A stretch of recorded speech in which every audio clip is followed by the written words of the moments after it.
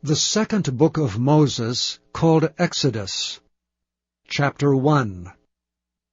Now these are the names of the children of Israel which came into Egypt. Every man and his household came with Jacob: Reuben, Simeon, Levi and Judah, Issachar, Zebulun and Benjamin, Dan and Naphtali, Gad and Asher. And all the souls that came out of the loins of Jacob were 70 souls, for Joseph was in Egypt already. And Joseph died, and all his brethren, and all that generation.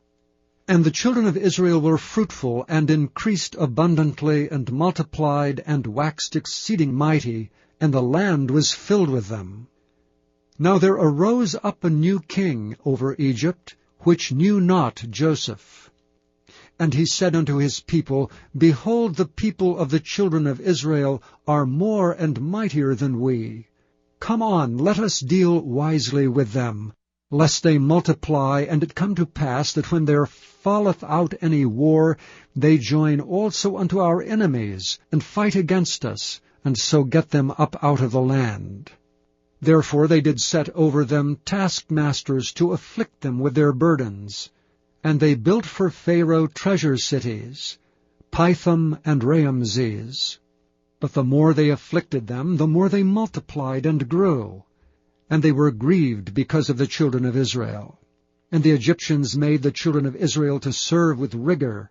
And they made their lives bitter with hard bondage in mortar and in brick, and in all manner of service in the field. All their service wherein they made them serve was with rigor. And the king of Egypt spake to the Hebrew midwives, of which the name of one was Shiphrah, and the name of the other Puah. And he said, When ye do the office of a midwife to the Hebrew women, and see them upon the stools, if it be a son, then ye shall kill him. But if it be a daughter, then she shall live. But the midwives feared God, and did not as the king of Egypt commanded them, but saved the men-children alive. And the king of Egypt called for the midwives, and said unto them, Why have ye done this thing, and have saved the men-children alive? And the midwives said unto Pharaoh, Because the Hebrew women are not as the Egyptian women, for they are lively, and are delivered ere the midwives come in unto them. Therefore God dealt well with the midwives, and the people multiplied and waxed very mighty. And it came to pass, because the midwives feared God, that he made them houses. And Pharaoh charged all his people, saying, Every son that is born ye shall cast into the river, and every daughter ye shall save alive. Chapter 2. And there went a man of the house of Levi, and took to wife a daughter of Levi. And the woman conceived, and bare a son. And when she saw him that he was a goodly child, she hid him 3 months. And when she could no longer hide him, she took for him an ark of bulrushes, and daubed it with slime and with pitch, and put the child therein, and she laid it in the flags by the river's brink. And his sisters stood afar off, to wit what would be done to him. And the daughter of Pharaoh came down to wash herself at the river, and her maidens walked along by the river's side. And when she saw the ark among the flags, she sent her maid to fetch it. And when she had opened it, she saw the child, and behold, the babe wept. And she had compassion on him, and said, This is one of the Hebrews' children. Then said his sister to Pharaoh's daughter, Shall I go and call to thee a nurse of the Hebrew women, that she may nurse the child for thee? And Pharaoh's daughter said to her, Go. And the maid went and called the child's mother. And Pharaoh's daughter said unto her, Take this child away, and nurse it for me, and I will give thee thy wages. And the woman took the child, and nursed it. And the child grew. And she brought him unto Pharaoh's daughter, and he became her son. And she called his name Moses. And she said, Because I drew him out of the water. And it came to pass in those days, when Moses was grown, that he went out unto his brethren, and looked on their burdens. And he spied an Egyptian smiting an Hebrew, one of his brethren. And he looked this way and that way, and when he saw there was no man, he slew the Egyptian and hid him in the sand. And when he went out the second day, behold, 2 men of the Hebrews strove together. And he said to him that did the wrong, Wherefore smitest thou thy fellow? And he said, Who made thee a prince and a judge over us? Intendest thou to kill me as thou killest the Egyptian? And Moses feared and said, Surely this thing is known. Now when Pharaoh heard this thing, he sought to slay Moses, but Moses fled from the face of Pharaoh, and dwelt in the land of Midian, and he sat down by a well. Now the priest of Midian had 7 daughters, and they came and drew water, and filled the troughs to water their father's flock. And the shepherds came and drove them away, but Moses stood up and helped them, and watered their flock. And when they came to Reuel their father, he said, How is it that ye are come so soon today?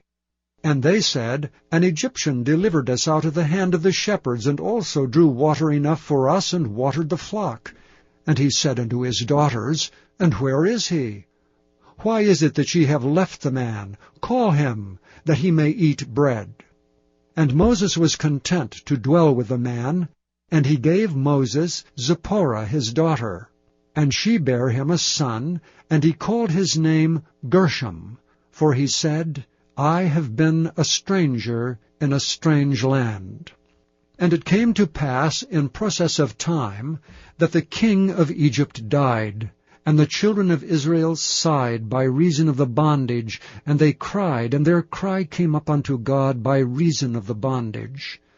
And God heard their groaning, and God remembered his covenant with Abraham, with Isaac, and with Jacob. And God looked upon the children of Israel, and God had respect unto them. Chapter 3. Now Moses kept the flock of Jethro his father-in-law, the priest of Midian, and he led the flock to the backside, and came to the mountain of God, even to Horeb. And the angel appeared unto him in a flame of fire out of the midst of a bush. And he looked, and behold, the bush burned with fire, and the bush was not consumed. And Moses said, I will now turn aside and see this great sight, why the bush is not burnt. And when the Lord saw that he turned aside to see, God called him out of the midst of the bush and said, Moses, Moses. And he said, Here am I. And he said, Draw not nigh hither, put off thy shoes from off thy feet, for the place whereon thou standest is holy ground. Moreover he said, I am the God of thy father, the God of Abraham, the God of Isaac, and the God of Jacob. And Moses' face, for he was afraid to look upon God. And the Lord said, I have surely seen the affliction of my people which are in Egypt, and have heard their by reason of their taskmasters, for I know their sorrows. And I am come down to deliver them out of the hand of the Egyptians, and to bring them up out of land unto a good land and a large, unto a land flowing with milk and honey, unto the place of the Canaanites, and the Hittites, and the Amorites, Perizzites, and the Hivites, and the Jebusites. Now therefore, behold, the cry of Israel is come unto me, and I have also seen the oppression wherewith the Egyptians oppress them. Come now therefore, and I will send to Pharaoh, that thou mayest bring forth my people, the children of Israel, out of Egypt. And Moses said unto God, Who am I, that I should Pharaoh, and that I should bring forth the children of Israel out of Egypt? And certainly I will be with thee, and this shall be a token unto thee, that I have sent thee. When thou hast brought forth the people out of Egypt, ye shall serve God upon this mountain. And Moses said unto God, When I come unto the children of Israel, and shall say unto them, The God of your father sent me unto you, and they shall say to me, What is his name? What shall I say unto them?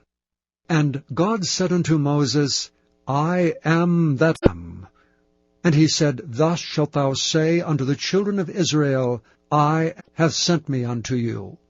And God said moreover unto Moses, Thus shalt thou say unto the children of Israel, The Lord God of your fathers, the Abraham, the God of Isaac, and the God of Jacob hath sent me unto you. This is my name forever, and this is my memorial unto all generations. Go and gather the elders of Israel together, and say unto them, Of your fathers, the God of Abraham, of Isaac, and of Jacob, unto me, saying, I have surely visited you, and seen that which is done to Egypt. And I have said, I will bring you up out of the affliction of Egypt, unto the land of the Canaanites, and the Hittites, and the Amorites, and the Perizzites, and the Hivites, and the Jebusites, unto a land flowing with milk. And they shall hearken to thy voice. And thou shalt come, thou elders of Israel, unto the king of Egypt, and ye shall say unto him, The Lord God of the Hebrews hath met with us. And now let us go, we beseech thee, 3 days' journey into the wilderness, that we may sacrifice to the Lord our God. And I am sure that the king of Egypt will not let you go, no, not by a mighty hand. And I will stretch out my hand and slay Egypt with all my wonders which I will do in the midst thereof, and after that he will let you go. And I will give this people favor in the sight of the Egyptians, and it shall come to pass that when ye go, ye shall not go empty, but every woman shall borrow of her neighbor, and of her that sojourneth in her house, jewels of silver, and jewels of gold, and raiment, and ye shall put the sons and upon your daughters, and ye shall spoil the Egyptians.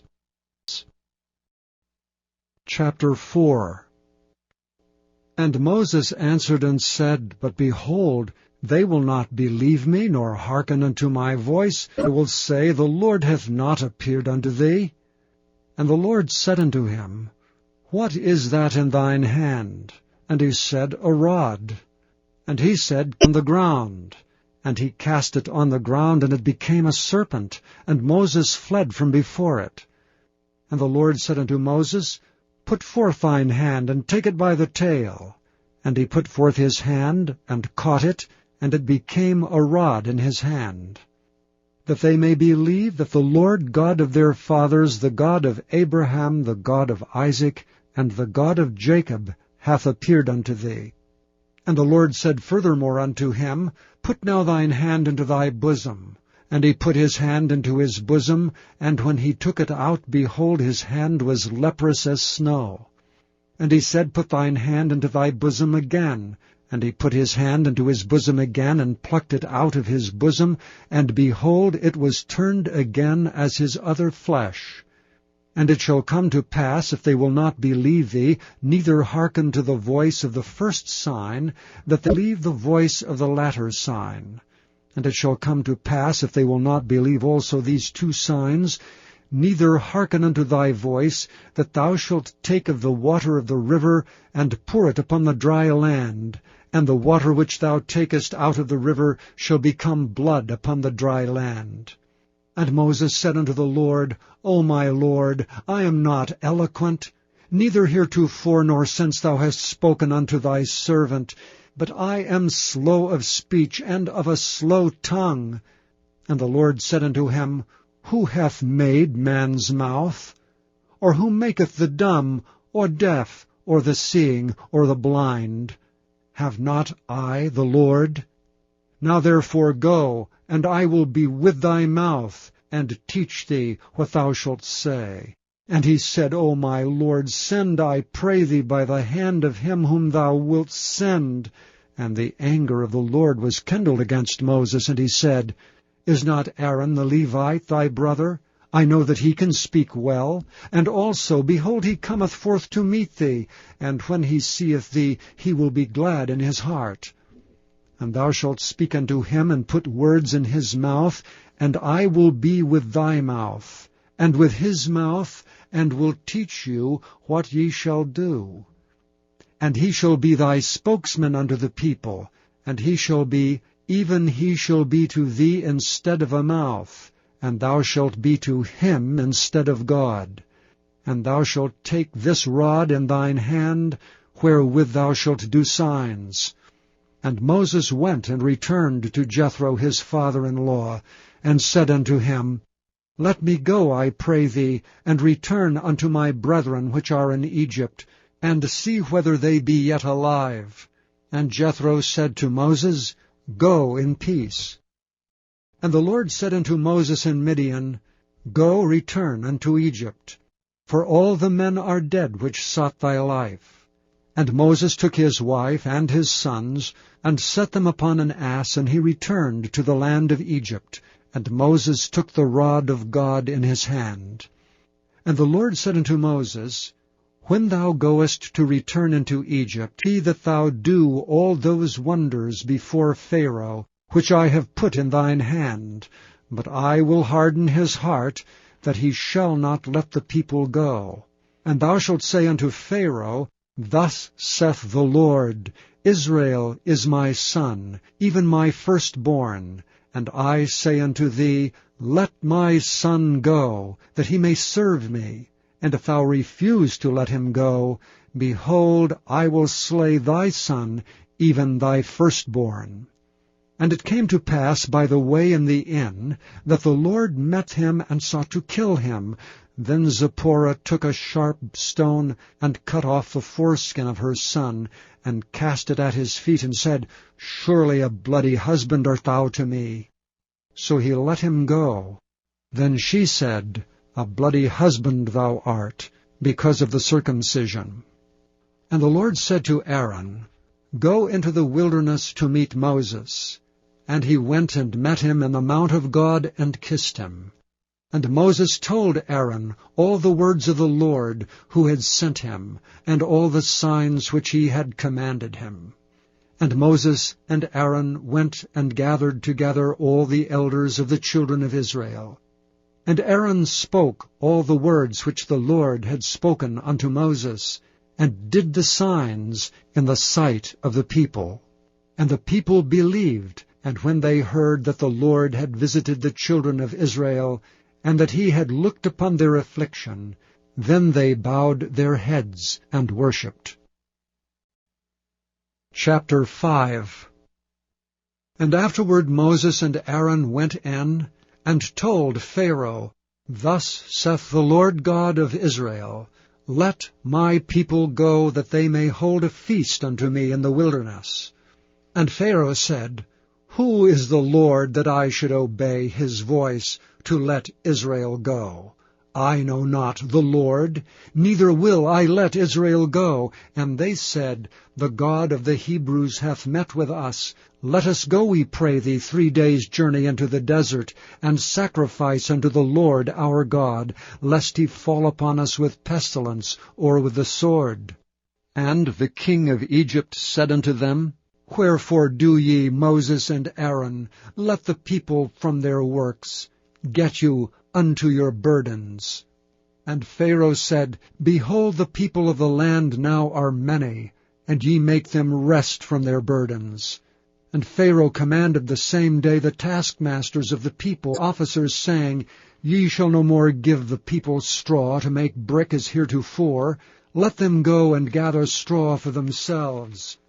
And the tale of the bricks which heretofore ye shall lay upon them, ye shall not diminish aught thereof, for they be idle. Therefore they cry, saying, Let us go and sacrifice to our God. Let there more work be laid upon the men, that they may labor therein, and let them not regard vain words. And the taskmasters of the people went out, and their officers, and they spake to the people, saying, Thus saith Pharaoh, I will not give you straw. Go ye, get your straw where ye can find it. Yet not aught of your work shall be diminished. So the people were scattered abroad throughout all the land of Egypt to gather stubble instead of straw. And the taskmasters hasted them, saying, Fulfill your works, your daily tasks, as when there was straw. And the officers of the children of Israel, which Pharaoh's taskmasters had set over them, were beaten, demanded, Wherefore have ye not fulfilled your task in making brick both yesterday and today as heretofore? Then the officers of the children of Israel came and cried unto Pharaoh, saying, Wherefore dealest thou thus with thy servants? There is no straw given unto thy and they say to us, Make brick, and behold, thy servants are beaten, but the fault is thine own people. But he said, Ye are idle, ye are idle. Therefore ye say, Let us go and do sacrifice to the Lord. Go therefore now and work, for there shall no straw be given you, yet shall ye deliver the tale of bricks. And the officers of the children of Israel did see that they were in evil case, after said, Ye shall not diminish aught from your bricks of your daily task. And they met Moses and Aaron, who stood in the way as they came forth from Pharaoh. And they said unto them, The Lord look upon you and judge, because ye have made our savour to be abhorred in the eyes of Pharaoh, the eyes of his servants, to put a sword in their hand to slay us. And Moses returned unto the Lord, and said, Lord, wherefore hast thou so evil entreated this people? Why is it that thou hast sent me? For since I came to Pharaoh to speak in thy name, he hath done evil to this people, neither hast thou delivered thy people at all. Chapter 6. Then the Lord said unto Moses, Now shalt thou see what I will do to Pharaoh. For with a strong hand shall he let them go, and with a strong hand shall he drive them out of his land. And God spake unto Moses, and said unto him, I am the Lord. And I appeared unto Abraham, unto Isaac, and unto Jacob, by the name of God Almighty, but by my name Jehovah was I not known to them. And I have also established my covenant with them, to give them the land of Canaan, the land of their pilgrimage wherein they were strangers. And I have also heard the groaning of the children of Israel, whom the Egyptians keep in bondage, and I have remembered my covenant.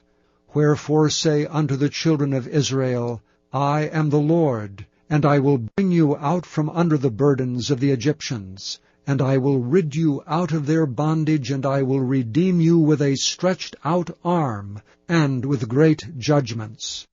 And I will take you to me for a people, and I will be to you a God. And ye shall know that I am the Lord your God, which bringeth you out from under the burdens of the Egyptians. And I will bring you in unto the land concerning the which I did swear to give it to Abraham, to Isaac, and to Jacob, and I will give it you for an heritage. I am the Lord. And Moses spake so unto the children of Israel, but they hearkened not unto Moses for anguish of spirit, and for cruel bondage.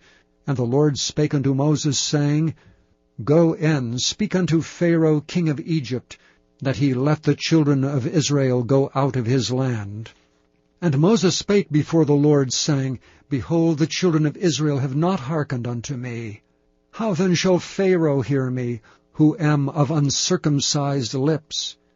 And the Lord spake unto Moses and unto Aaron, and gave them a charge unto the children of Israel, and unto Pharaoh king of Egypt, to bring the children of Israel out of the land of Egypt. These be the heads of their fathers' houses, the sons of Reuben, the firstborn of Israel, Hanok, and Palu, Hezron, and Carmi. These be the families of Reuben. And the sons of Simeon, Jemuel, and Jamin, and Ohad, and Jachin, and Zohar, and Shaul, the son of a Canaanitish woman. These are the families of Simeon. And these are the names of the sons of Levi according to their generations, Gershon, and Kohath, and Merari. And the years of the life of Levi were 137 years. The sons of Gershon, Libni and Shimei, according to their families. And the sons of Kohath, Amram, and Izhar, and Hebron, and Uziel. And the years of the life of Kohath were 133 years. And the sons of Merari, Mahali and Mushai. These are the families of Levi according to their generations. And Amram took him Jochebed his father's sister to wife, and she bare him Aaron and Moses. And the years of the life of Amram were 137 years. And the sons of Izhar, Korah, and Nepheg, and Zichri, and the sons of Uziel, Mishael, and Elzaphan, and Zithri. And Aaron took him Elisheba, daughter of Amminadab, sister of Naashon, to wife. And she bare him Nadab, and Abihu, Eleazar, and Ithamar. And the sons of Korah, Asir, and Elkanah, and Abiasaph. These are the families of the Korhites. And Eleazar, Aaron's son, took him one of the daughters of Putiel to wife, and she bare him Phinehas. These are the heads of the fathers of the Levites according to their families. These are that Aaron and Moses to whom the Lord said, Bring out the children of Israel from the land of Egypt according to their armies. These are they which spake to Pharaoh king of Egypt to bring out the children of Israel from Egypt. These are that Moses and Aaron. And it came to pass on the day when the Lord spake unto Moses in the land of Egypt, that the Lord spake unto Moses, saying, I am the Lord. Speak thou unto Pharaoh king of Egypt all that I say unto thee. And Moses said before the Lord, Behold, I am of uncircumcised lips, and how shall Pharaoh hearken unto me? Chapter 7. And the Lord said unto Moses, See, I have made thee a god to Pharaoh, and Aaron thy brother shall be thy prophet. Thou shalt speak all that I command thee, and Aaron thy brother shall speak unto Pharaoh, that he send the children of Israel out of his land. And I will harden Pharaoh's heart, and multiply my signs and my wonders in the land of Egypt. But Pharaoh shall not hearken unto you, that I may lay my hand upon Egypt, and bring forth mine armies and my people, the children of Israel, out of the land of Egypt by great judgments. And the Egyptians shall know that I am the Lord, when I stretch forth mine hand upon Egypt, and bring out the children of Israel from among them. And Moses and Aaron did as the Lord commanded them, so did they. And Moses was 80 years old, and Aaron 83 years old, when they spake unto Pharaoh. And the Lord spake unto Moses and unto Aaron, saying, When Pharaoh shall speak unto you, saying, Show a miracle for you, then thou shalt say unto Aaron, Take thy rod, and cast it before Pharaoh, and it shall become a serpent. And Moses and Aaron went in unto Pharaoh, and they did so as the Lord had commanded. And Aaron cast down his rod before Pharaoh, and before his servants, and it became a serpent. Then Pharaoh also called the wise men and the sorcerers. Now the magicians of Egypt, they also did in like manner with their enchantments. For they cast down every man his rod, and they became serpents, but Aaron's rod swallowed up their rods. And he hardened Pharaoh's heart, that he hearkened not unto them, as the Lord had said. And the Lord said unto Moses, Pharaoh's heart is hardened, he refuseth to let the people go. Get thee unto Pharaoh in the morning. Lo, he goeth out unto the water, and thou shalt stand by the river's brink, against he come. And the rod which was turned to a serpent shalt thou take in thine hand. And thou shalt say unto him, The Lord God of the Hebrews hath sent me unto thee, saying, Let my people go, that they may serve me in the wilderness. And behold, hitherto thou wouldst not hear. Thus saith the Lord, In this thou shalt know that I am the Lord. Behold, I will smite with a rod that is in mine hand upon the waters which are in the river, and they shall be turned to blood. And the fish that is in the river shall die, and the river shall stink, and the Egyptians shall loathe to drink of the water of the river. And the Lord spake unto Moses, Say unto Aaron, Take thy rod, and stretch out thine hand upon the waters of Egypt, upon their streams, upon their rivers, and upon their ponds, and upon all their pools of water, that they may become blood, and that there may be blood throughout all the land of Egypt, both in vessels of wood and in vessels of stone. And Moses and Aaron did so as the Lord commanded. And he lifted up the rod and smote the waters that were in the river in the sight of Pharaoh and in the sight of his servants, and all the waters that were in the river were turned to blood. And the fish that was in the river died, and the river stank, and the Egyptians could not drink of the water of the river, and there was blood throughout all the land of Egypt. And the magicians of Egypt did so with their enchantments, and Pharaoh's heart was hardened, neither did he hearken unto them, as the Lord had said.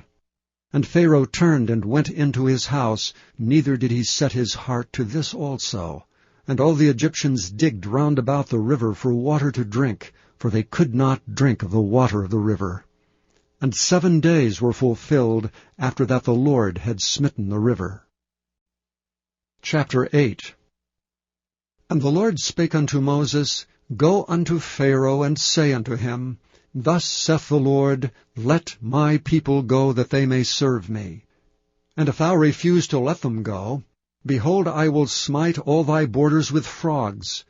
And the river shall bring forth frogs abundantly, which shall go up and come into thine house, and into thy bedchamber, and upon thy bed, and into the house of thy servants, and upon thy people, and into thine ovens, and into thy kneading troughs. And the frogs shall come up both on thee, and upon thy people, and upon all thy servants.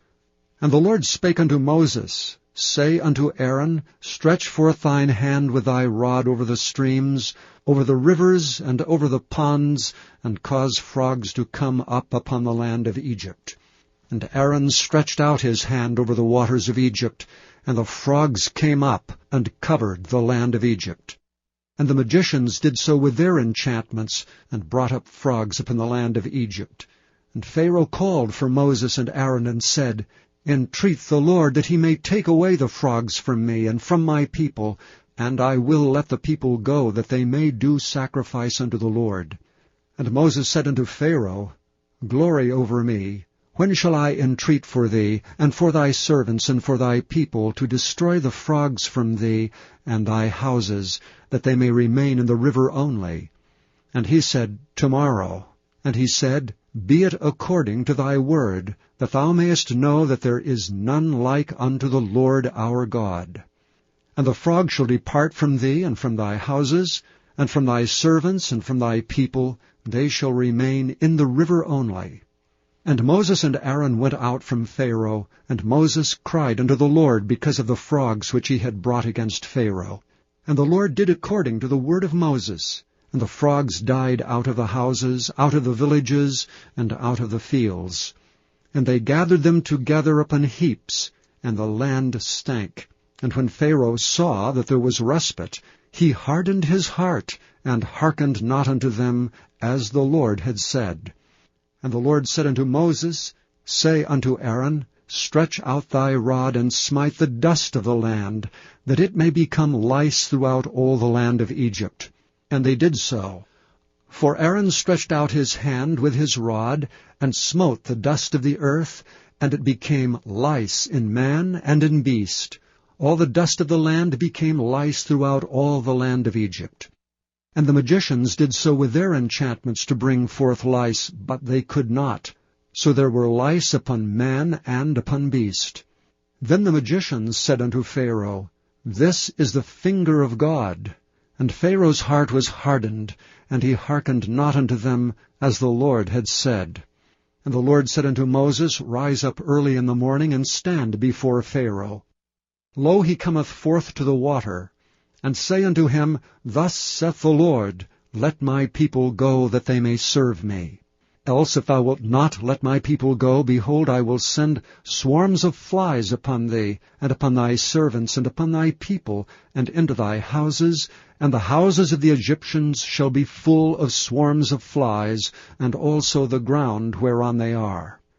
And I will sever in that day the land of Goshen, in which my people dwell, that no swarms of flies shall be there, to the end thou mayest know that I am the Lord in the midst of the earth. And I will put a division between my people and thy people. Tomorrow shall this sign be. And the Lord did so. And there came a grievous swarm of flies into the house of Pharaoh, and into his servants' houses, and into all the land of Egypt. The land was corrupted by reason of the swarms of flies. And Pharaoh called for Moses and for Aaron, and said, Go ye, sacrifice to your God in the land. And Moses said, It is not meet so to do. For we shall sacrifice the abomination of the Egyptians to the Lord our God. Lo, shall we sacrifice the abomination of the Egyptians before their eyes? And will they not stone us?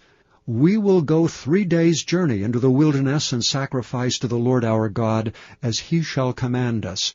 And Pharaoh said, I will let you go, that ye may sacrifice to the Lord your God in the wilderness. Only ye shall not go very far away. Entreat for me. And Moses said, Behold, I go out from thee, and I will entreat the Lord, that the swarms of flies may depart from Pharaoh, from his servants and from his people, tomorrow. But let not Pharaoh deal deceitfully any more in not letting the people go to sacrifice to the Lord. And Moses went out from Pharaoh, and entreated the Lord. And the Lord did according to the word of Moses. And he removed the swarms of flies from Pharaoh, from his servants and from his people. There remained not one. And Pharaoh hardened his heart at this time also, neither would he let the people go. Chapter 9. Then the Lord said unto Moses, Go in unto Pharaoh, and tell him, Thus saith the Lord, God of the Hebrews, Let my people go, that they may serve me. For if thou refuse to let them go, and wilt hold them still, behold, the hand of the Lord is upon thy cattle which is in the field, upon the horses, upon the asses, upon the camels, upon the oxen, and upon the sheep. There shall be a very grievous murrain. And the Lord shall sever between the cattle of Israel and the cattle of Egypt, and there shall nothing die of all that is the children's of Israel. And the Lord appointed a set time, saying, Tomorrow the Lord shall do this thing in the land. And the Lord did that thing on the morrow. And all the cattle of Egypt died, but the cattle of the children of Israel died not one. And Pharaoh sent, and behold, there was not one of the cattle of the Israelites dead. And the heart of Pharaoh was hardened, and he did not let the people go. And the Lord said unto Moses and unto Aaron, Take to you handfuls of ashes of the furnace, and let Moses sprinkle it toward the heaven in the sight of Pharaoh. And it shall become small dust in all the land of Egypt, and shall be a boil breaking forth with blains upon man and upon beast throughout all the land of Egypt.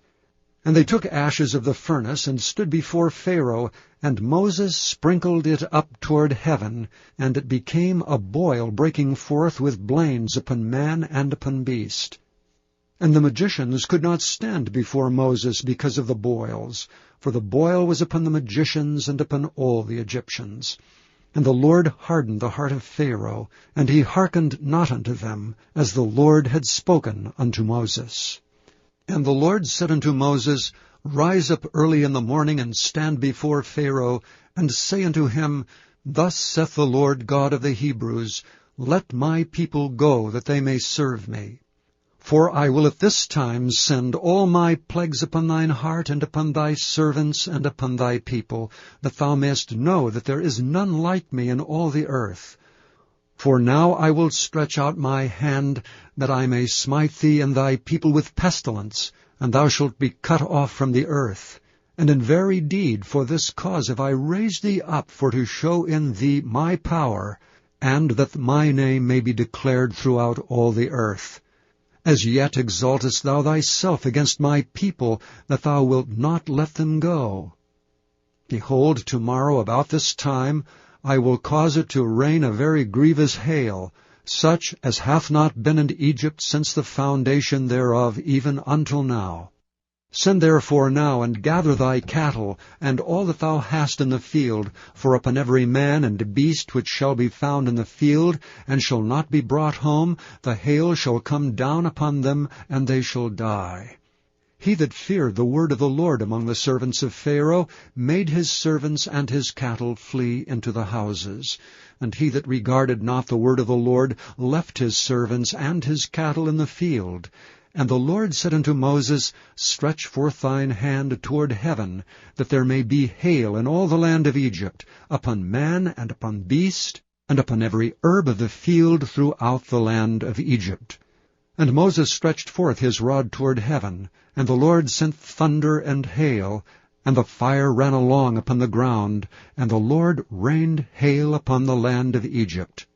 So there was hail and fire mingled with the hail, very grievous, such as there was none like it in all the land of Egypt since it became a nation. And the hail smote throughout all the land of Egypt all that was in the field, both man and beast. And the hail smote every herb of the field, and brake every tree of the field. Only in the land of Goshen, where the children of Israel were, was there no hail. And Pharaoh sent and called for Moses and Aaron, and said unto them, I have sinned this time. The Lord is righteous, and I and my people are wicked. Entreat the Lord, for it is enough, that there be no more mighty thunderings and hail, and I will let you go, and ye shall stay no longer. And Moses said unto him, As soon as I am gone out of the city, I will spread abroad my hands unto the Lord, and the thunder shall cease, neither shall there be any more hail, that thou mayest know how that the earth is the Lord's. But as for thee and thy servants, I know that ye will not yet fear the Lord God. And the flax and the barley was smitten, for the barley was in the ear, and the flax was bald. But the wheat and the rye were not smitten, for they were not grown up. And Moses went out of the city from Pharaoh, and spread abroad his hands unto the Lord, and the thunders and hail ceased, and the rain was not poured upon the earth. And when Pharaoh saw that the rain and the hail and the thunders were ceased, he sinned yet more, and hardened his heart, he and his servants. And the heart of Pharaoh was hardened, neither would he let the children of Israel go, as the Lord had spoken by Moses. Chapter 10. And the Lord said unto Moses, Go in unto Pharaoh, for I have hardened his heart and the heart of his servants, that I might show these my signs before him.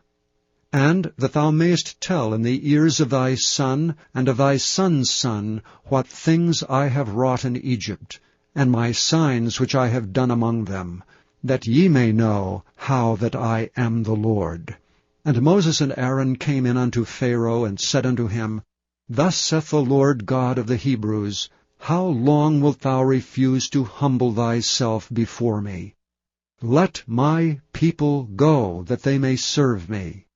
Else, if thou refuse to let my people go, behold, tomorrow will I bring the locusts into thy coast, and they shall cover the face of the earth, that one cannot be able to see the earth, and they shall eat the residue of that which is escaped, which remaineth unto you from the hail, and shall eat every tree which groweth for you out of the field. And they shall fill thy houses, and the houses of all thy servants, and the houses of all the Egyptians, which neither thy fathers nor thy fathers' fathers have seen since the day that they were upon the earth unto this day. And he turned himself and went out from Pharaoh. And Pharaoh's servants said unto him, How long shall this man be a snare unto us? Let the men go, that they may serve the Lord their God. Knowest thou not yet that Egypt is destroyed? And Moses and Aaron were brought again unto Pharaoh, and he said unto them, Go, serve the Lord your God. But who are they that shall go? And Moses said, We will go with our young and with our old, with our sons and with our daughters, with our flocks and with our herds we will go, for we must hold a feast unto the Lord. And he said unto them, Let the Lord be so with you as I will let you go, and your little ones, look to it, for evil is before you. Not so. Go now ye that are men, and serve the Lord. For that ye did desire, and they were driven out from Pharaoh's presence.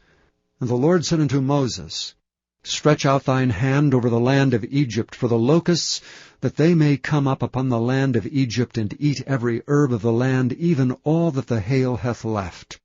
And Moses stretched forth his rod over the land of Egypt, and the Lord brought an east wind upon the land all that day and all that night, and when it was morning, the east wind brought the locusts. And the locusts went up over all the land of Egypt, and rested in all the coasts of Egypt. Very grievous were they. Before them there was no such locusts as they, neither after them shall be such. For they covered the face of the whole earth, so that the land was darkened. And they did eat every herb of the land, and all the fruit of the trees which the hail had left, and there remained not any green thing in the trees, or in the herbs of the field, through all the land of Egypt. And Pharaoh called for Moses and Aaron in haste, and he said, I have sinned against the Lord your God, and against you. Now therefore forgive, I pray thee, my sin only this once, and entreat the Lord your God, that he may take away from me this death only. And he went out from Pharaoh, and entreated the Lord. And the Lord turned a mighty strong west wind, which took away the locusts, and cast them into the Red Sea. There remained not one locust in all the coasts of Egypt. But the Lord hardened Pharaoh's heart, so that he would not let the children of Israel go. And the Lord said unto Moses, Stretch out thine hand toward heaven, that there may be darkness over the land of Egypt, even darkness which may be felt. And Moses stretched forth his hand toward heaven, and there was a thick darkness in all the land of Egypt 3 days. They saw not one another, neither rose any from his place for 3 days. But all the children of Israel had light in their dwellings. And Pharaoh called unto Moses and said, Go ye, serve the Lord, only let your flocks and your herds be stayed, let your little ones also go with you. And Moses said, Thou must give us also sacrifices and burnt offerings, that we may sacrifice unto the Lord our God. Our cattle also shall go with us. There shall not an hoof be left behind, for therefore must we take to serve the Lord our God, and we know not with what we must serve the Lord until we come thither. But the Lord hardened Pharaoh's heart, and he would not let them go. And Pharaoh said unto him, Get thee from me, take heed to thyself, see my face no more. For in that day thou seest my face, thou shalt die. And Moses said, Thou hast spoken well. I will see thy face again no more. Chapter 11. And the Lord said unto Moses, Yet will I bring one plague more upon Pharaoh and upon Egypt. Afterwards he will let you go hence.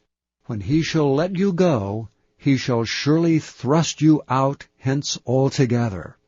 Speak now in the ears of the people, and let every man borrow of his neighbor and every woman of her neighbor jewels of silver and jewels of gold.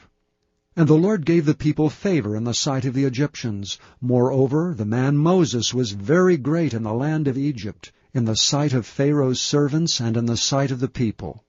And Moses said, Thus saith the Lord, About midnight will I go out into the midst of Egypt, and all the firstborn in the land of Egypt shall die, from the firstborn of Pharaoh that sitteth upon his throne, even unto the firstborn of the maidservant that is behind the mill, and all the firstborn of beasts. And there shall be a great cry throughout all the land of Egypt, such as there was none like it, nor shall be like it any more. But against any of the children of Israel shall not a dog move his tongue against man or beast, that ye may know how that the Lord doth put a difference between the Egyptians and Israel. And all these thy servants shall come down unto me, and bow down themselves unto me, saying, Get thee out, and all the people that follow thee, and after that I will go out. And he went out from Pharaoh in a great anger. And the Lord said unto Moses, Pharaoh shall not hearken unto you, that my wonders may be multiplied in the land of Egypt. And Moses and Aaron did all these wonders before Pharaoh, and the Lord hardened Pharaoh's heart, so that he would not let the children of Israel go out of his land.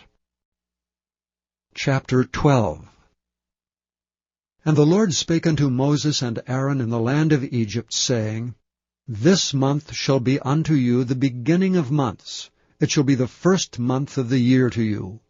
Speak ye unto all the congregation of Israel, saying, In the 10th day of this month they shall take to them every man a lamb according to the house of their fathers, a lamb for an house.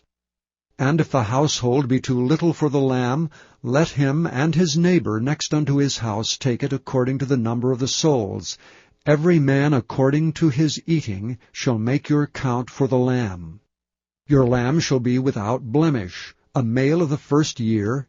Ye shall take it out from the sheep and from the goats, and ye shall keep it up until the 14th day of the same month. And the whole assembly of the congregation of Israel shall kill it in the evening.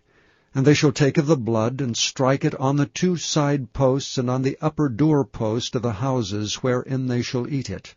And they shall eat the flesh in that night, roasted with fire, and unleavened bread, and with bitter herbs they shall eat it. Eat not of it raw, nor sodden it all with water, but roast with fire, his head with his legs, and with the purtenance thereof. And ye shall let nothing of it remain until the morning, and that which remaineth of it until the morning ye shall burn with fire. And thus shall ye eat it, with your loins girded, your shoes on your feet, and your staff in your hand. And ye shall eat it in haste. It is the Lord's Passover. For I will pass through the land of Egypt this night, and will smite all the firstborn in the land of Egypt, both man and beast. And against all the gods of Egypt I will execute judgment. I am the Lord. And the blood shall be to you for a token upon the houses where ye are. And when I see the blood, I will pass over you, and the plague shall not be upon you to destroy you when I smite the land of Egypt. And this day shall be unto you for a memorial, and ye shall keep it a feast to the Lord throughout your generations. Ye shall keep it a feast by an ordinance forever. 7 days shall ye eat unleavened bread. Even the first day ye shall put away leaven out of your houses. For whosoever eateth leavened bread from the first day until the 7th day, that soul shall be cut off from Israel. And in the first day there shall be an holy convocation. And in the 7th day there shall be an holy convocation to you. No manner of work shall be done in them, save that which every man must eat, that only may be done of you. And ye shall observe the feast of unleavened bread. For in this selfsame day have I brought your armies out of the land of Egypt. Therefore shall ye observe this day in your generations by an ordinance forever. In the 1st month on the 14th day of the month at even ye shall eat unleavened bread until the 21st day of the month at even. 7 days shall there be no leaven found in your houses. For whosoever eateth that which is leavened, even that soul shall be cut off from the congregation of Israel, whether he be a stranger or born in the land. Ye shall eat nothing leavened. In all your habitations shall ye eat unleavened bread. Then Moses called for all the elders of Israel, and said unto them, Draw out and take you a lamb according to your families, and kill the Passover. And ye shall take a bunch of hyssop, and dip it in the blood that is in the basin, and strike the lintel and the 2 side posts with the blood that is in the basin, and none of you shall go out at the door of his house until the morning. For the Lord will pass through to smite the Egyptians, and when he seeth the blood upon the lintel and on the 2 side posts, the Lord will pass over the door, and will not suffer the destroyer to come in unto your houses to smite you. And ye shall observe this thing for an ordinance to thee and to thy sons forever. And it shall come to pass, when ye be come to the land which the Lord will give you, according as he hath promised, that ye shall keep this service. And it shall come to pass, when your children shall say unto you, What mean ye by this service? that ye shall say, It is the sacrifice of the Lord's Passover, who passed over the houses of the children of Israel and Egypt when he smote the Egyptians and delivered our houses. And the people bowed the head and worshipped. And the children of Israel went away, and did as the Lord had commanded Moses and Aaron, so did they. And it came to pass that at midnight the Lord smote all the firstborn of the land of Egypt, from the firstborn of Pharaoh that sat on his throne, unto the firstborn of the captive that was in the dungeon, and all the firstborn of cattle. And Pharaoh rose up in the night, he and all his servants and all the Egyptians, and there was a great cry in Egypt, for there was not a house where there was not one dead. And he called for Moses and Aaron by night, and said, Rise up and get you forth from among my people, both ye and the children of Israel, and go, serve the Lord as ye have said. Also take your flocks and your herds as ye have said, and be gone, and bless me also. And the Egyptians were urgent upon the people, that they might send them out of the land in haste, for they said, We be all dead men. And the people took their dough before it was leavened, their kneading troughs being bound up in their clothes upon their shoulders. And the children of Israel did according to the word of Moses, and they borrowed of the Egyptians jewels of silver and jewels of gold and raiment. And the Lord gave the people favor in the sight of the Egyptians, so that they lent unto them such things as they required, and they spoiled the Egyptians. And the children of Israel journeyed from Ramesses to Succoth, about 600,000 on foot, that were men beside children. And a mixed multitude went up also with them, and flocks and herds, even very much cattle. And they baked unleavened cakes of the dough which they brought forth out of Egypt, for it was not leavened, because they were thrust out of Egypt and could not tarry, neither had they prepared for themselves any victual. Now the sojourning of the children of Israel who dwelt in Egypt was 430 years.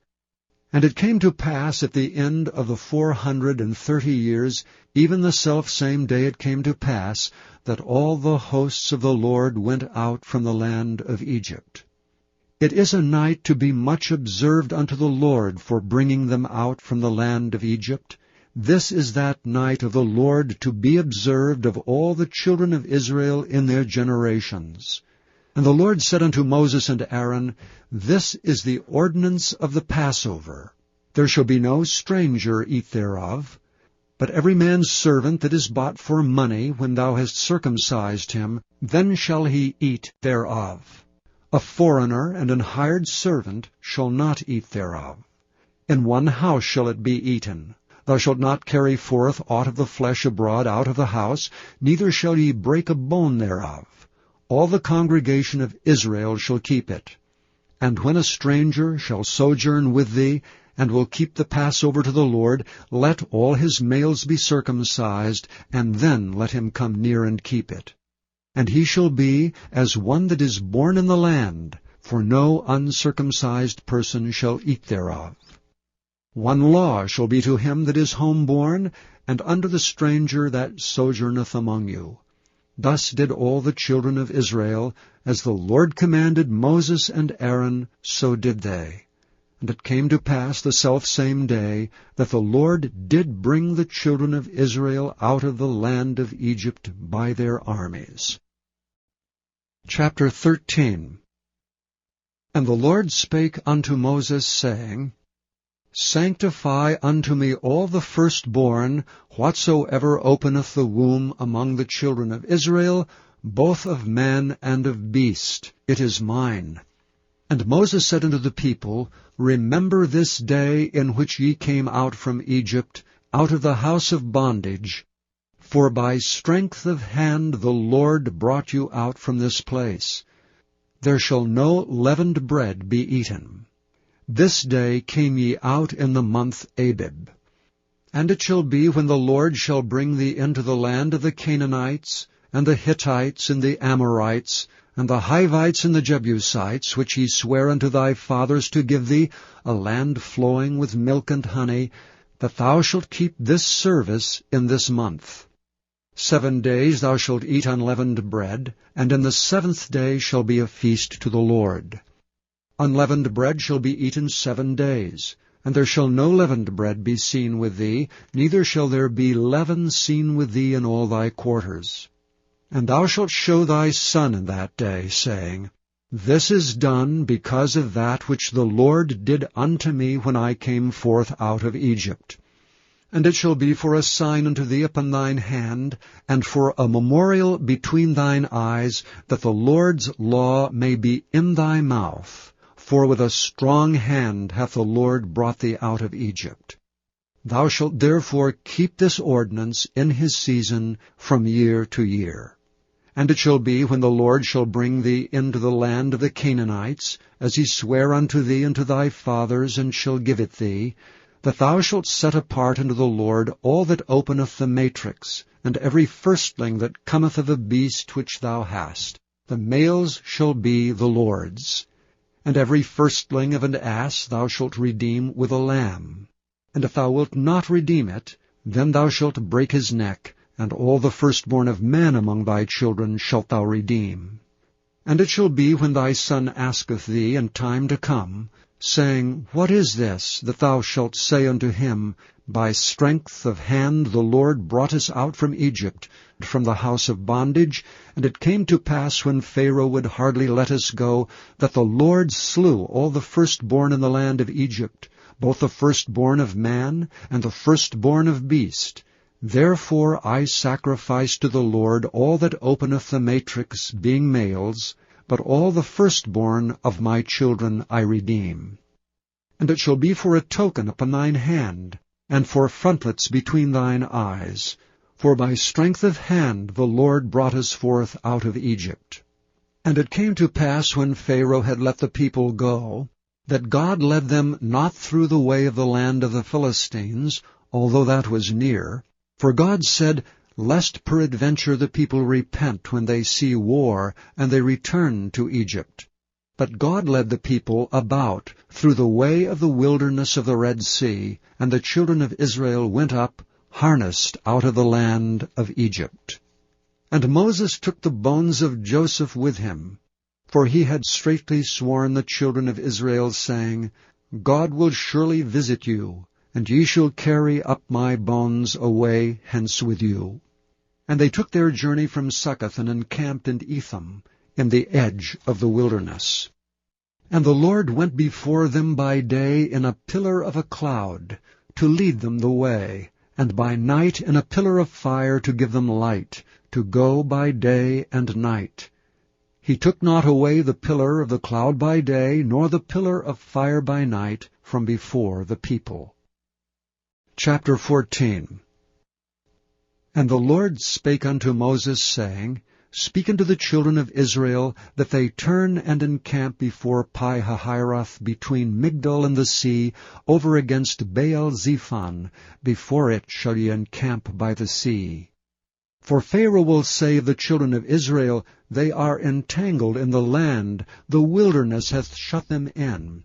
And I will harden Pharaoh's heart, that he shall follow after them. And I will be honored upon Pharaoh, and upon all his host, that the Egyptians may know that I am the Lord. And they did so.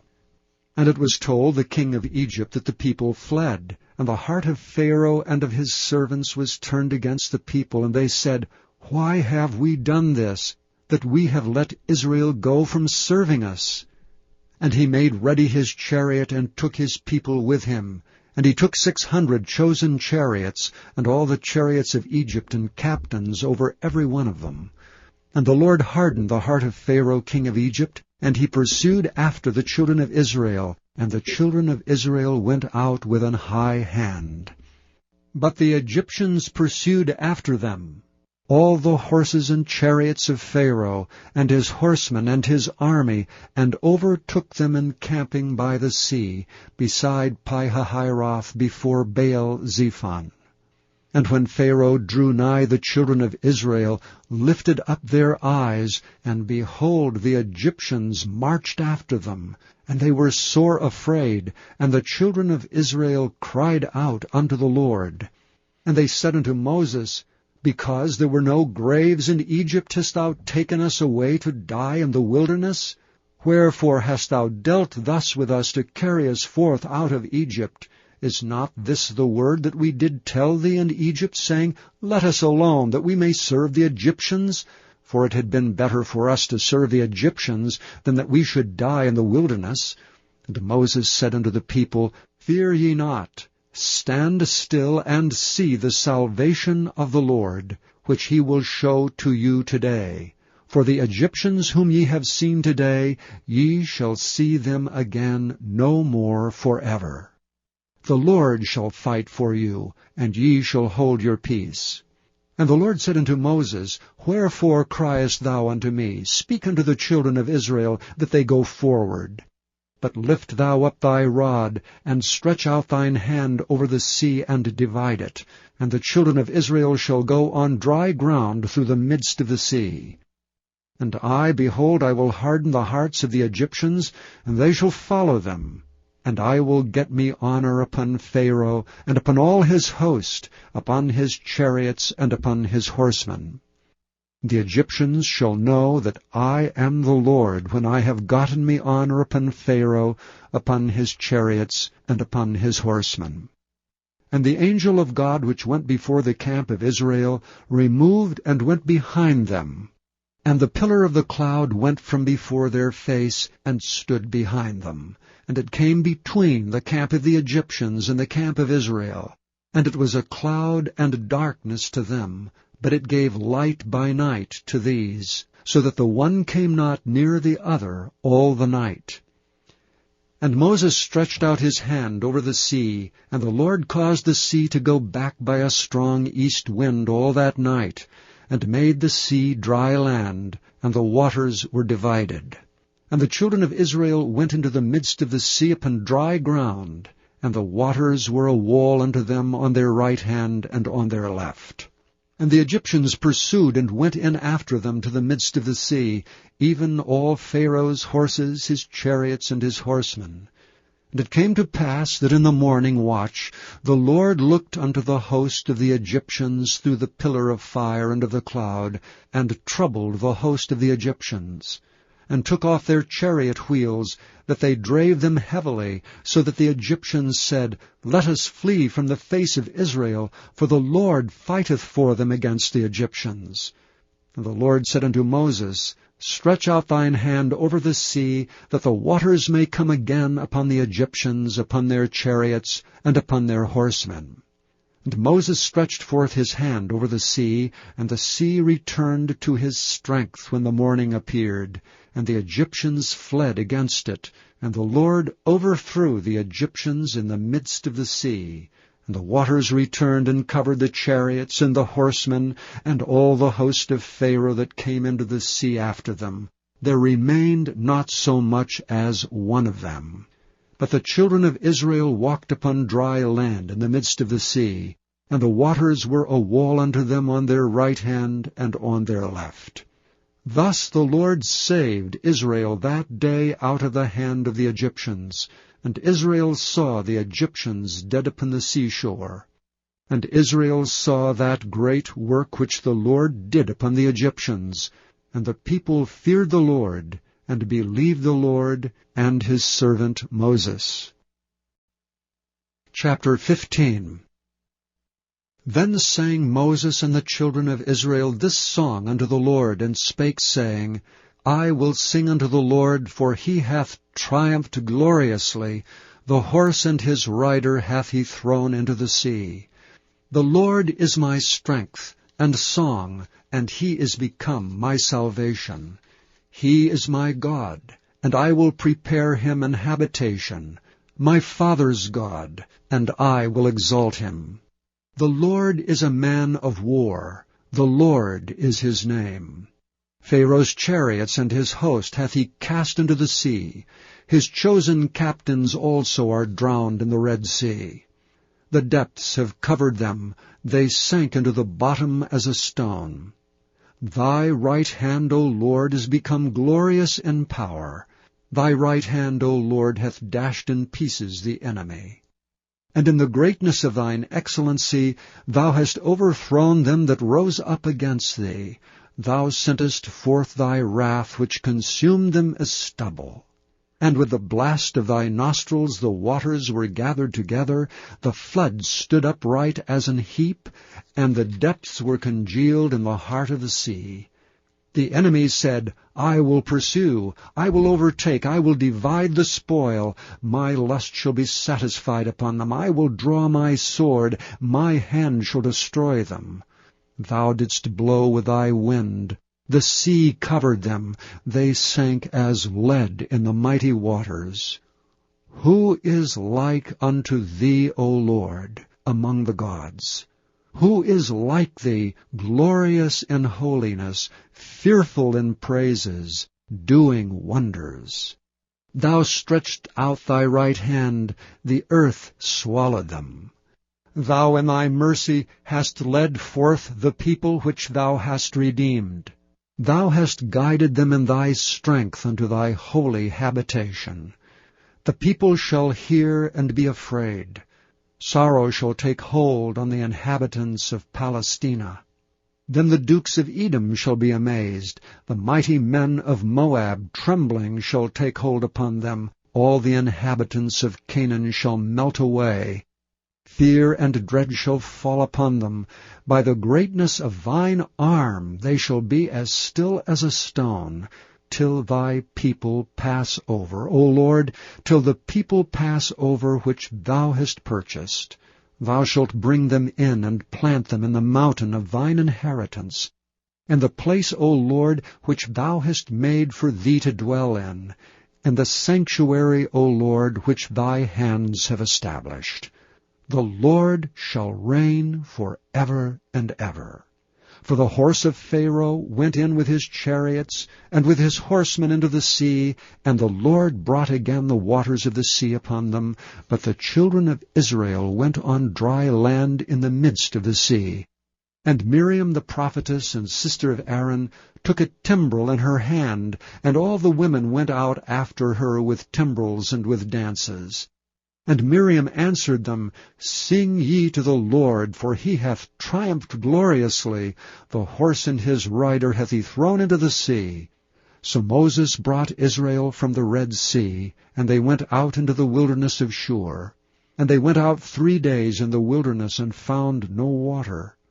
And when they came to Marah, they could not drink of the waters of Marah, for they were bitter. Therefore the name of it was called Marah.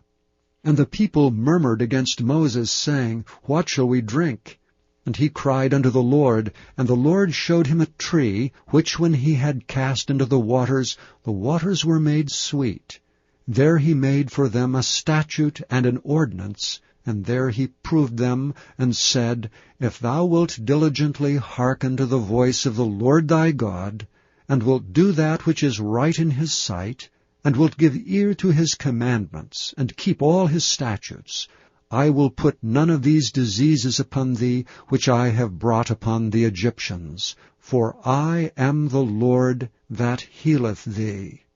And they came to Elam, where were 12 wells of water, and 70 palm trees, and they encamped there by the waters. Chapter 16. And they took their journey from Elam, and all the congregation of the children of Israel came unto the wilderness of Sin, which is between Elam and Sinai, on the 15th day of the 2nd month after their departing out of the land of Egypt. And the whole congregation of the children of Israel murmured against Moses and Aaron in the wilderness. And the children of Israel said unto them, Would to God we had died by the hand of the Lord in the land of Egypt, when we sat by the flesh pots, and when we did eat bread to the full, for ye have brought us forth into this wilderness to kill this whole assembly with hunger. Then said the Lord unto Moses, Behold, I will rain bread from heaven for you. And the people shall go out and gather a certain rate every day, that I may prove them whether they will walk in my law or no. And it shall come to pass that on the 6th day they shall prepare that which they bring in, and it shall be twice as much as they gather daily.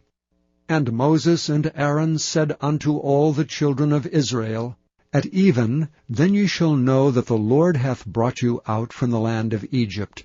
And in the morning, then ye shall see the glory of the Lord, for that he heareth your murmurings against the Lord. And what are we that ye murmur against us? And Moses said, This shall be when the Lord shall give you in the evening flesh to eat, and in the morning bread to the full, for that the Lord heareth your murmurings which ye murmur against him. And what are we? Your murmurings are not against us, but against the Lord.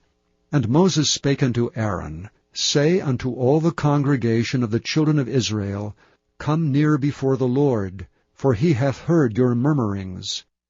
And it came to pass, as Aaron spake unto the whole congregation of the children of Israel, that they looked toward the wilderness, and behold, the glory of the Lord appeared in the cloud. The Lord spake unto Moses, saying, I have heard the murmurings of the children of Israel.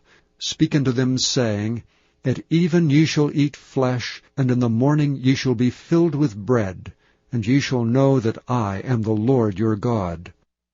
And it came to pass that at even the quails came up, and covered the camp, and in the morning the dew lay round about the host. And when the dew that lay was gone up, behold, upon the face of the wilderness there lay a small round thing, as small as the hoarfrost on the ground. And when the children of Israel saw it, they said one to another, It is manna. For they wist not what it was. And Moses said unto them, This is the bread which the Lord hath given you to eat. This is the thing which the Lord hath commanded. Gather of it every man according to his eating, and omer for every man according to the number of your persons. Take ye every man for them which are in his tents. And the children of Israel did so, and gathered, some more, some less. And when they did meet it with an omer, he that gathered much had nothing over, and he that gathered little had no lack. They gathered every man according to his eating.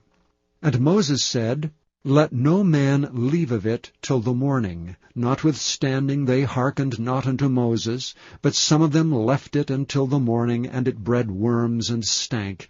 And Moses was wroth with them. And they gathered it every morning, every man according to his eating, and when the sun waxed hot, it melted. And it came to pass that on the 6th day they gathered twice as much bread, 2 omers for one man. And all the rulers of the congregation came and told Moses.